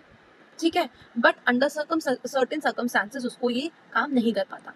अब हुआ क्या कि प्लांट ने सोचा, मतलब प्लांट ने नहीं सोचा, बट खैर जो जो क्रिएशन है प्लांट की, वो इस तरीके से है कि जब हमारे पास ऑक्सीजन बहुत कम होगी, तो सॉरी, ऑक्सीजन अगर हमारे पास बहुत ज्यादा होगी, तो हम हर बार तो ऐसा नहीं कर सकते। इतना वेस्टफुल प्रोसेस हम नहीं कर सकते। तो इस वेस्टफुल प्रोसेस को होने से बचाने के लिए, इसको प्रिवेंट करने के लिए बच्चों हमारे पास आती है हमारी एक C4 पाथवे। क्या आता है हमारे पास? हमारा C4 पाथवे। क्या याद रखना आपने, इस पाथवे का एक और नाम होता है which is known as Hatch Slack pathway. क्या नाम है इसका? Hatch Slack pathway. ठीक है। अब उसमें होता क्या है, उसमें बस एक बहुत खास बात होती है। वो कहता है कि भाई रुबिस्को को ना समझ नहीं है, रुबिस्को को ना कहना नहीं आता, रुबिस्को हर चीज में बस हाँ कहे जा रहा है। अगर वो ऑक्सीजन को मना कर दे तो क्या वो बच जाएगा? बिल्कुल बच जाएगा। बट क्या वो मना कर पाता है? वो मना नहीं कर पाता, उसको ना बोलना ही नहीं आता। तो वो कहता है कि रुबिस्को को हटाओ, रुबिस्को को सामने मत रखो। आप एक काम करो, आप ना एक पेप्केस नाम का एंजाइम सामने रखो, आप एक पीईपी नाम का जो कंपाउंड है उसको सामने रखो, और क्या करो कि रुबिस्को को ना कमरे में बंद कर दो। अब उस कमरे में बंद करोगे और अगर उसके पास सिर्फ और सिर्फ कार्बन डाइऑक्साइड भेजोगे फिल्टर आउट करके, तो वो कार्बन डाइऑक्साइड को लेके क्या करेगा? केल्विन साइकिल करेगा, which is our C3 cycle. यानी कि तब क्या करेगा? C3 साइकिल को कंडक्ट करेगा। बट अगर आप उसको चॉइस दोगे बिटवीन हाइड्रोजन एंड ऑक्सीजन, और अगर ऑक्सीजन ज्यादा अमाउंट में हुआ तो पागल जी क्या करेगा? वो कंबाइन कर लेगा ऑक्सीजन के साथ। तो उसको आप चॉइस ही मत दो, आप उसे कमरे में बंद करो और आपको उसको क्या देना? सिर्फ और सिर्फ आपको उसे सिर्फ और सिर्फ कार्बन डाइऑक्साइड का आपको सप्लाई देना है। तो उसने कहा ठीक है। अब मान लो मैं ये प्रोसेस कर भी दूं तो ऐसा कौन सा बंदा बाहर खड़ा होगा जो यहाँ पे ही सब कुछ छानबीन करेगा, जो कार्बन डाइऑक्साइड को ढूंढ के लेकर आएगा और उसको सप्लाई करेगा? तो उसने कहा हाँ मेरे पास एक बंदा है, और उस बंदे का नाम क्या है? उसका नाम है हमारा पीईपी। क्या नाम है हमारे पास? पीईपी। बच्चों पीईपी होता क्या है? पीईपी बच्चों हमारा होता है फॉस्फोइनॉल पायरुवेट। क्या होता है बच्चों हमारा? Phosphoenol pyruvate. और इसमें होता क्या है बच्चों? फॉस्फोइनॉल पायरुवेट में बेसिकली हमें ये देखने को मिलता है कि फॉस्फोइनॉल पायरुवेट जो होता है वो कंबाइन करता है एटमॉस्फेरिक CO2 के साथ। इवन इफ अगर अमाउंट कम भी हो CO2 की, वो फिर भी कंबाइन कर देगा एटमॉस्फेरिक कार्बन डाइऑक्साइड के साथ। अब जैसे ही आपके पास जो हमारा पीईपी है, जब वो कंबाइन करेगा बच्चों हमारे कार्बन डाइऑक्साइड के साथ, तो क्या करता है? वो कार्बन फिक्सेशन कर लेता है, वो कार्बन को अपने साथ जोड़ लेता है। और जो हमारे पास पीईपी होता है ना बच्चों, वो हमारे पास एक 3 कार्बन सब्सटेंस होता है। तो जैसे इसने यहाँ पे एक कार्बन और जोड़ लिया तो ये क्या हो गया? अब ये 4 कार्बन का सब्सटेंस हो गया। यानी कि यहाँ पर क्या बन गई? एक C4 एसिड बन गई। और बच्चों C4 एसिड का नाम क्या होता है? जैसे ही जो पीईपी कंबाइन करता है एक कार्बन के साथ तो क्या बनता है? उसका नाम होता है बच्चों oxalo acetic acid is the first stable C4 acid. यानी कि जो यहाँ पे आपको C4 एसिड दिख रही है बच्चों, वो क्या है? आपकी सबसे स्टेबल वाली होती है ऑक्सैलो एसिटिक एसिड। अब होता क्या है, वो कहता है कि मैंने आपको बताया था कि रुबिस्को को एक कमरे में बंद कर देते हैं और बाहर छानबीन शुरू कर देते हैं कि बताओ कार्बन डाइऑक्साइड को ढूंढ के लेकर आओ। तो कमरा कौन सा है जहाँ पे हमारा रुबिस्को बंद है बच्चों? उस कमरे का नाम होता है बंडल शीट सेल्स। क्या नाम होता है उसका? Bundle sheath cells. और जो सेल्स बाहर होते हैं, जो छानबीन कर रहे होते हैं, वो सेल्स कहाँ पे होते हैं बच्चों? वो होते हैं मीजोफिल सेल्स। यानी कि जो हमारे पास जो पीईपी है, वो पीईपी कहाँ पर है? मीजोफिल सेल्स में। बहुत अच्छे से याद रखना, कि अभी पेपर में आएगा क्वेश्चन, आप आगे देखोगे सारे क्वेश्चन इसके ऊपर बेस, कि जो बाहर वाले सेल्स होते हैं वो होते हैं हमारे मीजोफिल सेल्स। और जो बंद कमरे वाला सेल है, बंद, बी फॉर बंद, तो बी से क्या आएगा हमारा? Bundle sheath cells. तो बंडल शीट सेल्स हमारे अंदर होते हैं, जिसके अंदर क्या छुपक के बैठा हुआ है? कौन छुप के बैठा हुआ है? रुबिस्को को छुपा के बैठाया हुआ है। ठीक है। अब क्या होता है, जब ये C4 एसिड आती है पास करके किससे? प्लाज्मोडिस्माटा से। प्लाज्मोडिस्माटा से यानी कि एक बैरियर को जब वो क्रॉस करके आती है, ट्रांसपोर्ट करके आती है, तो वो C4 साइकिल क्या करेगी? वो C4 एसिड क्या करेगी? वो कार्बन को छोड़ देगी, क्योंकि उसका काम क्या था? कार्बन को डिलीवर करना रुबिस्को के पास, यही काम था उसका। तो पहले उसने क्या किया? कार्बन से कंबाइन किया, कार्बन फिक्सेशन किया। दूसरा, ट्रांसपोर्टेशन करके आया और उसने क्या किया? रुबिस्को के पास जो अंदर रूम में बंद है उसके पास आके कार्बन छोड़ दिया। तो कार्बन छोड़ा तो उसने अपने साथ कार्बन यहाँ पे गवाया ना, कार्बन लूज किया। तो उसने क्या किया बच्चों? उसने किया हमारा डी कार्बोक्सिलेशन। उसने कार्बन जो उसके पास यहाँ पे अभी 4 थे, 4 में से उसने एक लूज करके 3 बना दिए, और उसने एक किसको दे दिया? एक कार्बन उसने दे दिया यहाँ पर फॉर C3 एसिड। ठीक है, उसने C3 एसिड बनाई और उसने एक कार्बन दिया फॉर केल्विन साइकिल। उसने कहा कि अब आप शुरू करो अपनी केल्विन साइकिल, आपका मैंने काम कर दिया। अब जब यहाँ पे उसने केल्विन साइकिल के लिए एक CO2 दे दिया, तो जो बचे हुए C3 हैं वो क्या बनाएंगे? बनाएंगे बच्चों एक C3 एसिड। वो क्या बनाएंगे? C3 acid. और ये C3 एसिड ईमानदारी से ट्रांसपोर्ट होकर प्लाज्मोडिस्माटा से बाहर जाके वापस कहाँ पहुंच जाएगा? मीजोफिल सेल के पास। मीजोफिल सेल के पास जाकर ये फिर से अपने आप को कन्वर्ट करेगा किसके अंदर? पीईपी के अंदर। तो क्या करना चाहता है? वो चाहता है कि वो पीईपी बन जाए, यानी कि वो क्या करेगा? रीजनरेशन करेगा, फिर से जनरेट करेगा, अपने आप को कन्वर्ट करेगा किसके अंदर? एक पीईपी के अंदर, और फिर वापस ही इसी जगह को रिपीट करेगा। यानी कि जो पीईपी है वो क्या है? वो बस एक पहरेदार है जो क्या कर रहा है? एटमॉस्फेरिक कार्बन डाइऑक्साइड को बचा बचा के, चुन चुन के अंदर बैठे रूम में लॉक्ड रुबिस्को के पास भेज रहा है। क्या करेगा? 3 कार्बन का कंपाउंड है, उस कार्बन डाइऑक्साइड से वो कंबाइन करेगा तो कार्बन फिक्सेशन कर लेगा, ट्रांसपोर्ट करेगा और कार्बन को छोड़ देगा रुबिस्को के पास। जैसे कार्बन को छोड़ेगा रुबिस्को के पास तो क्या करेगा? डीकार्बोक्सिलेशन कर लेगा। अब जब कार्बन को उसने छोड़ दिया तो उसके पास 3 कार्बन आ गए, 3 कार्बन लेके वापस आ जाएगा मेसोफिल सेल्स के पास, और क्या कन्वर्ट करेगा अपने आप को, बनाएगा वापस से पीईपी सेल्स, अपने आप को वापस से पीई बनाने के लिए क्या करेगा, रीजनरेशन रिएक्शन करेगा। तो ये बच्चों हमारी क्या थी, हमारी सिंपल से हमारी C4 पाथवे थी। ठीक है, अब कई बार क्या होता है पेपर में ना डायरेक्टली क्वेश्चन ऐसा नहीं आएगा C4 पाथवे के बारे में। पेपर में कैसा आएगा कि बताओ सॉर्गम के अंदर कौन सी साइकिल चल रही होती है, या फिर मेज के अंदर कौन सी साइकिल चल रही होती है, या वीट के अंदर कौन सी साइकिल चल रही होती है। तो अगर आपको एग्जाम्पल्स नहीं पता तो बच्चों एक बार एनसीईआरटी खोलकर देखो, और जो मैंने आपको एग्जाम्पल्स बताए हैं इस एग्जाम्पल्स को आप रेफर करो। कई बारी क्या होता है आपको एग्जाम्पल की हेल्प से क्रॉस क्वेश्चनिंग कर लेता है कि बताओ सॉर्गम के अंदर जो है कौन सी तरह की साइकिल होगी, C3 C4 कौन सी साइकिल होगी इसके अंदर। तो आपको कि भाई सॉर्गम के अंदर मेनली C4 साइकिल होगी। ठीक है, समझ आ गया, आपको समझ आ गया। नॉर्मली कौन करेगा C3 में, रुबिस्को, बट C4 में आएगा कौन फिल्टर आउट करने के लिए, तो वहाँ पे आएगा आपका पेप्केस एंजाइम। समझ आ गई ये चीज, क्लियर है, पक्का, डन, ओके। लास्ट हमारा टॉपिक जो है बच्चों, अब हम फटाफट से before I do the early experiments I really want to start with the questions now, ताकि हम एक बार क्वेश्चंस को रैप अप कर लें, then I will quickly move to the experiments. ठीक है, देखो क्वेश्चंस क्या है। तो total requirement of ATP for each molecule of CO2 fixed and reduced in the photosynthesis in the Calvin cycle. बच्चों वो कह रहा है केल्विन साइकिल में एक कार्बन डाइऑक्साइड का मैच बता दो, एक कार्बन डाइऑक्साइड का मैच बता दो। हमको क्विकली याद है कि हमने क्या पढ़ा था बच्चों, हम लोगों ने यहाँ पर एज यू कैन सी सब कुछ लिखा भी था, हमने पूरी कैलकुलेशन लिखी थी ये वाली, कि उसमें 3 ATP और 2 NADPH यूज होते हैं। तो बिल्कुल आपने वही सेम आंसर यहाँ पे अप्लाई करना है, विच इज योर 3 आपका ATP और 2 NADPH। क्लियर है, नेक्स्ट आगे बढ़ते हैं। अब आता है कि इन C4 plants the process by which the C4 acid is converted into C3। तो C4 C3 में कन्वर्ट कैसे होगी, 4 कार्बन है, वो चाहता है कि 3 आ जाए, यानी कि एक कार्बन क्या हो रहा है, कम हो रहा है। तो अगर एक कार्बन कम हो रहा है तो क्या होगा बच्चों इसके अंदर, डीकार्बोक्सिलेशन। क्या होगा हमारा, डीकार्बोक्सिलेशन। मूविंग अहेड, अब आते हैं बच्चों यहाँ पर मैच आपको करना है, कॉलम 1 को आपको कॉलम 2 से मैच करना है। बच्चों यहाँ पर उसने कुछ कुछ नाम दे रखे हैं, उसने कॉमन नेम दे रखे हैं, उसने आपको क्या दे रखे हैं, कॉलम 2 में आपको साइंटिफिक नेम्स दे रखे हैं। तो बच्चों आपको पता है कि हैच एंड स्लैग साइकिल आपकी C4 साइकिल है। ठीक है, क्लियर है आपको, ओके। केल्विन साइकिल आपकी C3 साइकिल है। आप यहीं से मैचिंग शुरू कर दो, आप एलिमेंट्री मेथड लगाओ। आप देखो कि भाई डी का आंसर क्या है, 1 है, डी का आंसर क्या है, 1 है। देखो यहाँ पे ना तो यहाँ 1 दे रखा है, ना यहाँ 1 दे रखा है, ना यहाँ 1 दे रखा है, सिर्फ अकेला यहाँ पे 4th ऑप्शन है जहाँ पे आपको 1 दे रखा है। यानी कि बाकी आप ऑप्शंस मैच करना शुरू करो। क्या क्या दे रखा है इसके अंदर, पहली चीज़ दे रखी है कि भाई यहाँ पर डी जो है वो क्या है, 1 है, विच इज़ करेक्ट। सी जो है वो 3 है, Calvin cycle, which is also correct. B जो है वो 2 है, B2 क्या है, उसने दे रखा है कि हिल रिएक्शन के अंदर क्या होता है, फोटोलाइसिस होता है, यानी कि पानी टूटता है और ETS में ट्रांसफर होता है, बिल्कुल सही कह रहा है। और लास्ट का आपका इमर्सन इफेक्ट, यानी कि सारे पॉइंट्स क्या हैं, एग्जैक्टली करेक्ट है। आपका 4th जो ऑप्शन है वो आपका राइट आंसर है, okay. Fixation of carbon dioxide molecule through hatch and slag pathway requires an enzyme called, hatch and slag cycle pathway कौन सा आपका बच्चों, वो है आपका C4। और C4 में क्या चाहिए होता है, पेप्केज, जो कि क्या करता है, छानबीन करता है, किसकी, एटमॉस्फेरिक कार्बन डाइऑक्साइड को छान कर सब सारी ऑक्सीजन से हटाकर किसके पास लेके आता है, रोबिस्को के पास लेकर आता है। तो क्या बनेगा बच्चों, वो हमारा पेप्केज एंजाइम, ओके। नेक्स्ट आगे दे रखा है the given figure shows diagrammatic representation of the hatch and slag pathway which is basically और C4 पाथवे। वो कह रहा है कि यहाँ पे जब मेरे पास PQR है उनको लेबल करो कि P क्या है, Q क्या है, R क्या है। बच्चों जब यहाँ पर बहुत ध्यान से देखो, मैं आपको आपके लिए मैं डायग्राम को थोड़ा सा बड़ा कर देती हूँ ताकि आपको ध्यान से दिखे। एक सेकेंड दो बस मुझे।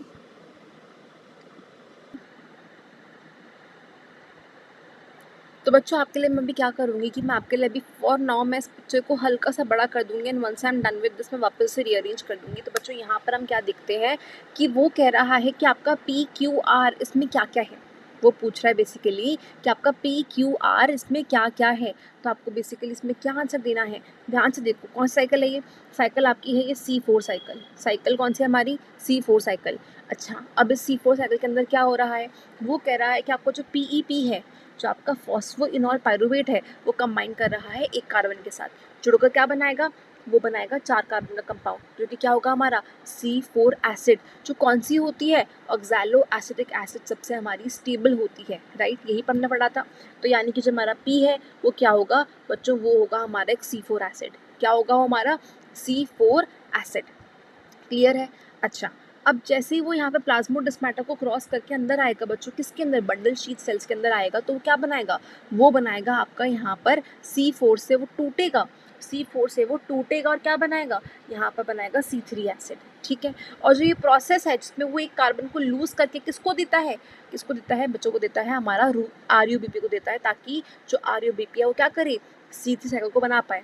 जो C3 साइकिल है उसको वो कंप्लीट कर पाए, उसके लिए ये 4 कार्बन का कंपाउंड अपना एक कार्बन लूज करके देगा RUBP को, जिससे कि क्या चल पाएगी C3 साइकिल बिना किसी हिंड्रेंस के चल पाएगी, राइट। तो यानी कि इसने क्या किया, कार्बन लूज किया, क्या कहेंगे हम उसको, डीकार्बोक्सिलेशन कहेंगे, ठीक है। यानी कि जो Q वाला स्टेप है वो क्या है बच्चों, डीकार्बोक्सिलेशन है। तो अभी तक मेरा जो आंसर है वो कहीं ना कहीं किसके डायरेक्शन में जा रहा है, ऑप्शन नंबर C की डायरेक्शन में जा रहा है। समझ रहे हैं कि नहीं समझ रहे हम लोग।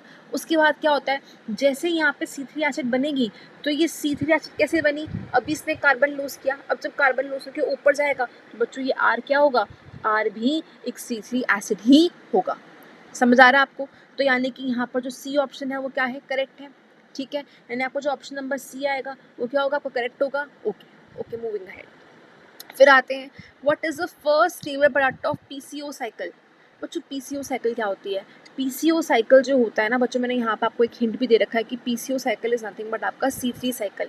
हम अपनी C3 साइकिल को ही हमारी PCO साइकिल कहते हैं बच्चों। C3 साइकिल के अंदर आपकी सबसे पहला स्टेबल प्रोडक्ट कौन सा होता है बच्चों, वो होता है आपका फॉस्फोग्लिसरेट, सॉरी वो होता है आपका PGA। क्या होता है वो आपका PGA। याद है आपने हम क्या पढ़ते थे हम लोग, कि जब मेरे पास यहाँ पर क्या होगा, RUBP होगा, in the presence of Rubisco enzyme, मैं क्या करूँगी, मैं एक कार्बन डाइऑक्साइड को गेन कर लूँगी, और उसे क्या कहते हैं हम लोग, कार्बन फिक्सेशन। और जैसे हम गेन कर बच्चों क्या बनाते थे, वी वर मेकिंग 2,3 PGA, हम 2 बनाते थे PGAs। तो इसका आंसर क्या आएगा बच्चों, PGM। Okay, next question. वो कह रहा है कि अगर मैंने इस टेबल को समराइज कर रखा है लाइट और डार्क रिएक्शन की कैटेगरी में, तो बताओ इसमें से कौन सा ऑप्शन इनकरेक्ट है, कौन सा आंसर गलत है। पेपर में बहुत ध्यान से पढ़ना कि कौन से क्वेश्चन में आपसे करेक्ट पूछ रहा है, कौन से में आपसे वो इनकरेक्ट पूछ रहा है बच्चों। और आपसे यहाँ पे भी वो क्या पूछ रहा है, इनकरेक्ट। तो यहाँ पे आप बड़े ध्यान से देखो कि आपके पास कौन से ऑप्शन है बच्चों। आपके पास है कि लाइट रिएक्शन जो है वो एक बायोसिंथेटिक रिएक्शन है। बायोसिंथेटिक फेज, क्या लाइट रिएक्शन एक बायोसिंथेटिक फेज होता है।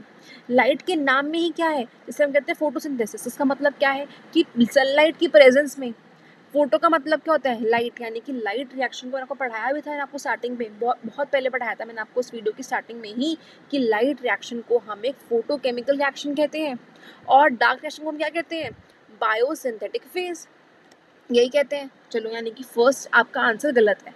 इवन तो हमें पहली बारी में हमारा आंसर मिल गया, बट लेट अस सी कि सिर्फ और सिर्फ फर्स्ट गलत है, आगे भी और ऑप्शंस गलत है। तो लेट अस फटाफट से रीड कर लेते हैं। तो अभी हमें क्या देखना है बच्चों, हमें यहाँ पर देखना है कि आगे की पॉइंट्स क्या कहते हैं। वो कह रहे हैं कि लाइट रिएक्शन जो होता है वो थाइलाकॉइड्स में होता है। लाइट रिएक्शन थाइलाकॉइड्स में होता है, संग क्या दे रखा है कि डार्क रिएक्शन स्ट्रोमा में होता है। बिल्कुल ठीक पॉइंट बोला उसने कि लाइट रिएक्शन थाइलाकॉइड्स में होता है, और कहाँ पे होता है, स्ट्रोमा लैमेले में होता है। बट कोई बात नहीं, अगर उसने स्ट्रोमा लैमेले नहीं भी बोला तो उसने जो स्टेटमेंट आपको दिया वो स्टेटमेंट आपको करेक्ट दिए, ठीक है, यानी कि क्या करेक्ट है। फिर आपने क्या दिया है कि इसके अंदर NADPH और ATP प्रोड्यूस होते हैं, बनते हैं, ठीक पॉइंट बोल रहा है, ठीक है। और उसमें क्या दे रखा है कि भाई यहाँ पर क्या होते हैं, कंज्यूम होते हैं, कंज्यूम हो रहे हैं, यूज हो रहे हैं, ठीक पॉइंट है। यानी कि थर्ड पे आपका बिल्कुल ठीक आंसर है। अभी तक गलत क्या चलता आ रहा है हमारा, सिर्फ फर्स्ट। लास्ट क्या है, they are directly dependent on sunlight, कि सनलाइट अभी रुकी तो हमारी फैक्ट्री रुक गई। क्या ये बात सही है, ठीक है। और उसमें क्या लिखा है, they depend directly upon the product synthesized by light reaction. कितना सही एक्सप्लेनेशन दिया है कि लाइट रिएक्शन से जो भी सामान बनता है वो उस पर डिपेंड करता है, वो डायरेक्टली लाइट पे डिपेंड नहीं करता। ये पॉइंट भी बिल्कुल ठीक है। तो आपका आंसर क्या आएगा, only one, which is your D option, ठीक है। Moving ahead, what kind of cells are representing the letter P and Q in the given figure? आपको मैंने समझाया था, एक क्वेश्चन बाद में आएगा। वो कह रहा है कि बताओ इसमें से कौन सा सेल आपका मेसोफिल सेल है, आपका कौन सा सेल इसमें बंडल शीट सेल है। जो अंदर वाला सेल है वो कौन सा था हमारा, लगा था कि बंद कमरा है वो, जहाँ पे कौन बंद है, आपका RBP बंद है। तो RBP कहाँ पे बंद है, एक बंद कमरे में, B से बंद और B से बंडल शीट सेल्स। तो बंडल शीट सेल्स क्या होंगे बच्चों, अंदर होंगे। तो यानी कि आपको जो बंडल शीट सेल्स है आपकी Q है, और जो आपका P है वो क्या है बच्चों, मेसोफिल सेल है। तो आपका आंसर क्या है, आपका ये वाला ऑप्शन, ठीक है। नेक्स्ट पे आ जाओ। वो कहता है कि when one carbon dioxide molecule is fixed as one molecule of triose phosphate, ठीक है, which of the following photochemically made high energy chemical intermediates are used in reduction phase, ठीक है। क्या पूछ रहा है, वो कह रहा है पहली बात तो कि आप कार्बन डाइऑक्साइड को फिक्स कर रहे हो, यानी कि कार्बन डाइऑक्साइड फिक्सेशन की बात कर रहा है, CO2 फिक्सेशन की बात कर रहा है, कार्बन फिक्सेशन की बात कर रहा है। दूसरा किस में फिक्स कर रहे हैं उसको हम, समथिंग इन ट्रायोस, कि कुछ 3 PGA में भी की बात कर रहा है। ठीक है, समझ आ रहा है ये। और उसने आगे क्या कहा, उसने कहा कि उसके बाद एक रिडक्शन फेज हो रहा है। तो क्या ये हमें हमारे C3 साइकिल रिमाइंड कर रहा है कि नहीं कर रहा बच्चों? क्या आपको ये हिट हो रहा है कि C3 साइकिल की बात हो रही है? तो अगर बच्चों ये बात हमारी C3 साइकिल की हो रही है तो यहाँ पर आंसर क्या आएगा हमारा? आप बताओ आंसर क्या आएगा हमारा? वो कह रहा है कि एक कार्बन मॉलिक्यूल जब फिक्स होता है तो 1 मॉलिक्यूल ऑफ ट्रायोस फॉस्फेट जो होता है, 1 मॉलिक्यूल, बनते कितने हैं? 2 मॉलिक्यूल्स, बट वो किसकी बात करना चाह रहा है? सिर्फ एक मॉलिक्यूल की। तो वो कह रहा है कि अगर यहाँ पे सिर्फ और सिर्फ अगर एक मॉलिक्यूल की बात करता हूँ तो यहाँ पे जो रिडक्शन फेज होगा उसमें कितने ATP यूज होंगे, उसमें कितने NADPH यूज होंगे। तो बच्चों आप फटाफट से रिविजिट करो जो आपको मैं साइकिल बनाकर दिखाई थी। साइकिल जो है मैंने आपको यहाँ बनाकर दिखाई थी, बहुत ध्यान से देखो। यहाँ पर ये जो मैंने जर्नी दिखाई थी आपको कि यहाँ पे 2 ATP और 2 NADPH से बच्चों को 2 PGA की बात हो रही थी, और अभी क्वेश्चन में क्या पूछा गया है? सिर्फ एक मॉलिक्यूल ऑफ आपका ट्रायोस जो आपका फॉस्फेट है। तो यानी कि आपसे सिर्फ एक के बारे में पूछा है जिसमें क्या होता है बच्चों, एक ATP और एक NADPH यहाँ पर खर्च होता है। ठीक है, तो फटाफट से आ जाओ इसके अंदर। आपका जो सेकंड लास्ट क्वेश्चन है विच इज़ बेसिकली आपका, इसमें आंसर क्या आएगा? एक ATP और एक NADPH होता है 1 मॉलिक्यूल में। अगर वो आपसे पूछता कि एक CO2 का बताओ तो उसका मतलब क्या अंडरस्टूड कि भाई यहाँ पे वो दोनों PGA की बात कर रहा है यहाँ पे, लेकिन उसने क्लियरली यह मेंशन किया है जस्ट 1 PGA के रिडक्शन फेज में, सारी साइकिल में नहीं, सिर्फ और सिर्फ रिडक्शन फेज का आपसे वो आंसर पूछ रहा है। क्लियर हो गया? लास्ट क्वेश्चन देखो वो क्या कहता है बच्चों, द फर्स्ट टेबल पढ़ा टॉप CO2 फिक्सेशन। पहली बात तो उसने आपको क्या कहा, CO2 फिक्सेशन, और दूसरा कहा सोरगम। आपको मैंने अभी बताया था, बहुत बस 2 मिनट पहले बताया था मैंने आपको कि सोरगम जो होता है बच्चों उसमें C4 साइकिल होती है, और सिर्फ सोरगम में ही नहीं, मेज में भी होती है, और उससे बहुत सारे अदर सब्सटेंसेस में होते हैं जिसको आपको NCERT से रेफर करना है। तो वो क्या कह रहा है, और अगर आपको नहीं भी पता, उसने वो क्वेश्चन में क्या फ्रेमवर्क पूछा है, उसने आपसे पूछा है बच्चों कि CO2 का क्या हो रहा है, फिक्सेशन हो रहा है। तो अगर यहाँ पे कार्बन डाइऑक्साइड का फिक्सेशन हो रहा है तो बच्चों यहाँ पे क्या किसकी बात हो रही है, डार्क फेज की बात हो रही है। डार्क फेज में यहाँ पे स्वर्गम किस में आता है, C3 या C4 में आता है। तो यहाँ पे क्या बनेगा, C4 में बच्चों हमारे पास बनता है हमारा oxalo acetic acid. And with this बच्चों हमारा लास्ट में समराइज्ड माइंड मैप जो है, आप इसका स्क्रीनशॉट ले सकते हो। जो भी हमने अभी तक क्लास में पढ़ा है सब चीज़ों की एक कंसाइज फॉर्मेट में समरी यहाँ पर आपको दी गई है। एंड विद दिस बच्चों we wrap up this class. There are just two things जो मैंने बीच में छोड़ी थी और मैंने कहा था मैं आगे बताऊंगी, वो थे आपके अर्ली एक्सपेरिमेंट्स। तो बच्चों अर्ली एक्सपेरिमेंट्स आपके क्या थे? पहला एक्सपेरिमेंट जो था आपका था वेरीगेटेड लीफ एक्सपेरिमेंट, जो ये कहता है कि बच्चों अगर मेरे पास एक लीफ है, अगर इस लीफ को मैं आधा एक ब्लैक शीट से कवर कर दूंगी तो क्या होगा, जिस पार्ट को मैं ब्लैक शीट से या ब्लैक पेपर से कवर कर दूंगी बच्चों, उस पार्ट में क्या होगा, वहाँ पे फोटोसिंथेसिस नहीं हो पाएगा, वहाँ जो स्टार्च है नहीं बन पाएगा, और जो पार्ट ग्रीन है जहाँ सनलाइट आ पा रही है वो क्या करेगा, फोटोसिंथेसिस कर पाएगा। तो वैरीगेटेड का मतलब क्या होता है बच्चों, जब हम किसी भी चीज़ को ढक देते हैं, किसी भी चीज़ के एक पार्ट में रिएक्शन करते हैं और दूसरे पार्ट में हम रिएक्शन नहीं करते, just like covering a leaf with a black pepper, तो उसे हम कहेंगे वैरीगेशन एक्सपेरिमेंट, जो कि ये बताता है कि जो पार्ट मैं ब्लैक पेपर से ढक देती हूँ बच्चों, वहाँ पर स्टार्च बनना बंद हो जाता है। क्यों? क्योंकि वहाँ पर एक बैरियर आ गया सनलाइट और क्लोरोफिल के बीच में, और क्योंकि कंडीशन आपकी बेसिक मीट नहीं हुई तो फोटोसिंथेसिस नहीं हो पाएगा। दूसरी चीज़ हम पढ़ते हैं KOH। KOH में हमेशा याद रखना कि KOH जो होता है it is basically carbon dioxide absorbent. Carbon dioxide absorbent होता है, यानी कि ये सारे के सारे कार्बन डाइऑक्साइड को अब्जॉर्ब कर लेता है। तो अगर आपका कार्बन डाइऑक्साइड ही आपके पूरे सब्सटेंस में से खत्म हो जाएगा तो हम क्या ऑब्जर्व करेंगे बच्चों, हम ऑब्जर्व करेंगे कि ना होगा हमारे पास CO2, ना होगा हमारे पास ग्लूकोज। तो ग्लूकोज फॉर्मेशन यानी कि फोटोसिंथेसिस यहाँ पर नहीं हो पाएगा। ठीक है, स्टार्च यहाँ पर नहीं बन पाएगा। And how do we check the presence of starch in any particular compound? By the iodine test, because iodine turns बच्चों blue black in presence of starch. ठीक है, नेक्स्ट एक्शन पे आते हैं फटाफट से। हमारे पास आता है जोसेफ प्राइसली एक्सपेरिमेंट, आपका एक्सपेरिमेंट। बच्चों देखो एक बात बहुत ध्यान से सुनना, इसके नाम में क्या रहा है, प्राइस्ट, प्रीस्ट, पुजारी। तो पुजारी क्या करते हैं, घंटी बजाते हैं। तो यानी घंटी यानी कि क्या होता है, बेल। और ये क्या कर रहे हैं, एक्सपेरिमेंट कर रहे हैं। तो बच्चों इन्होंने क्या किया था, उन्होंने एक बेल जार एक्सपेरिमेंट किया था। किसने? जोसेफ प्राइसली ने, प्रीस्ली ने, प्रीस्ट है वो, पुजारी है, उसने क्या किया, एक बेल जार एक्सपेरिमेंट किया। उसमें उसने क्या किया, बेल जार लिया और स्टार्टिंग में कैंडल ली और एक चूहा लिया। चूहे ने क्या किया, कार्बन डाइऑक्साइड जितनी भी बची हुई थी उस बेल जार के अंदर, जैसे मान लो बेल जार है और मान लो उसमें 100 कार्बन डाइऑक्साइड के मॉलिक्यूल्स बचे हुए थे। तो जो हमारे पास यहाँ पे चूहा था उसने क्या किया, फटाफट से क्या किया, उसने उस कार्बन डाइऑक्साइड को क्या कर दिया, उसने बाहर एक्सहेल किया। जैसे उसने कार्बन डाइऑक्साइड को बाहर एक्सहेल किया बच्चों, तो यहाँ पे क्या हुआ, कैंडल जो है वो एक्सटिंग्विश हो गई। कैंडल क्या हो गई, एक्सटिंग्विश हो गई, वो कैंडल बुझ गई।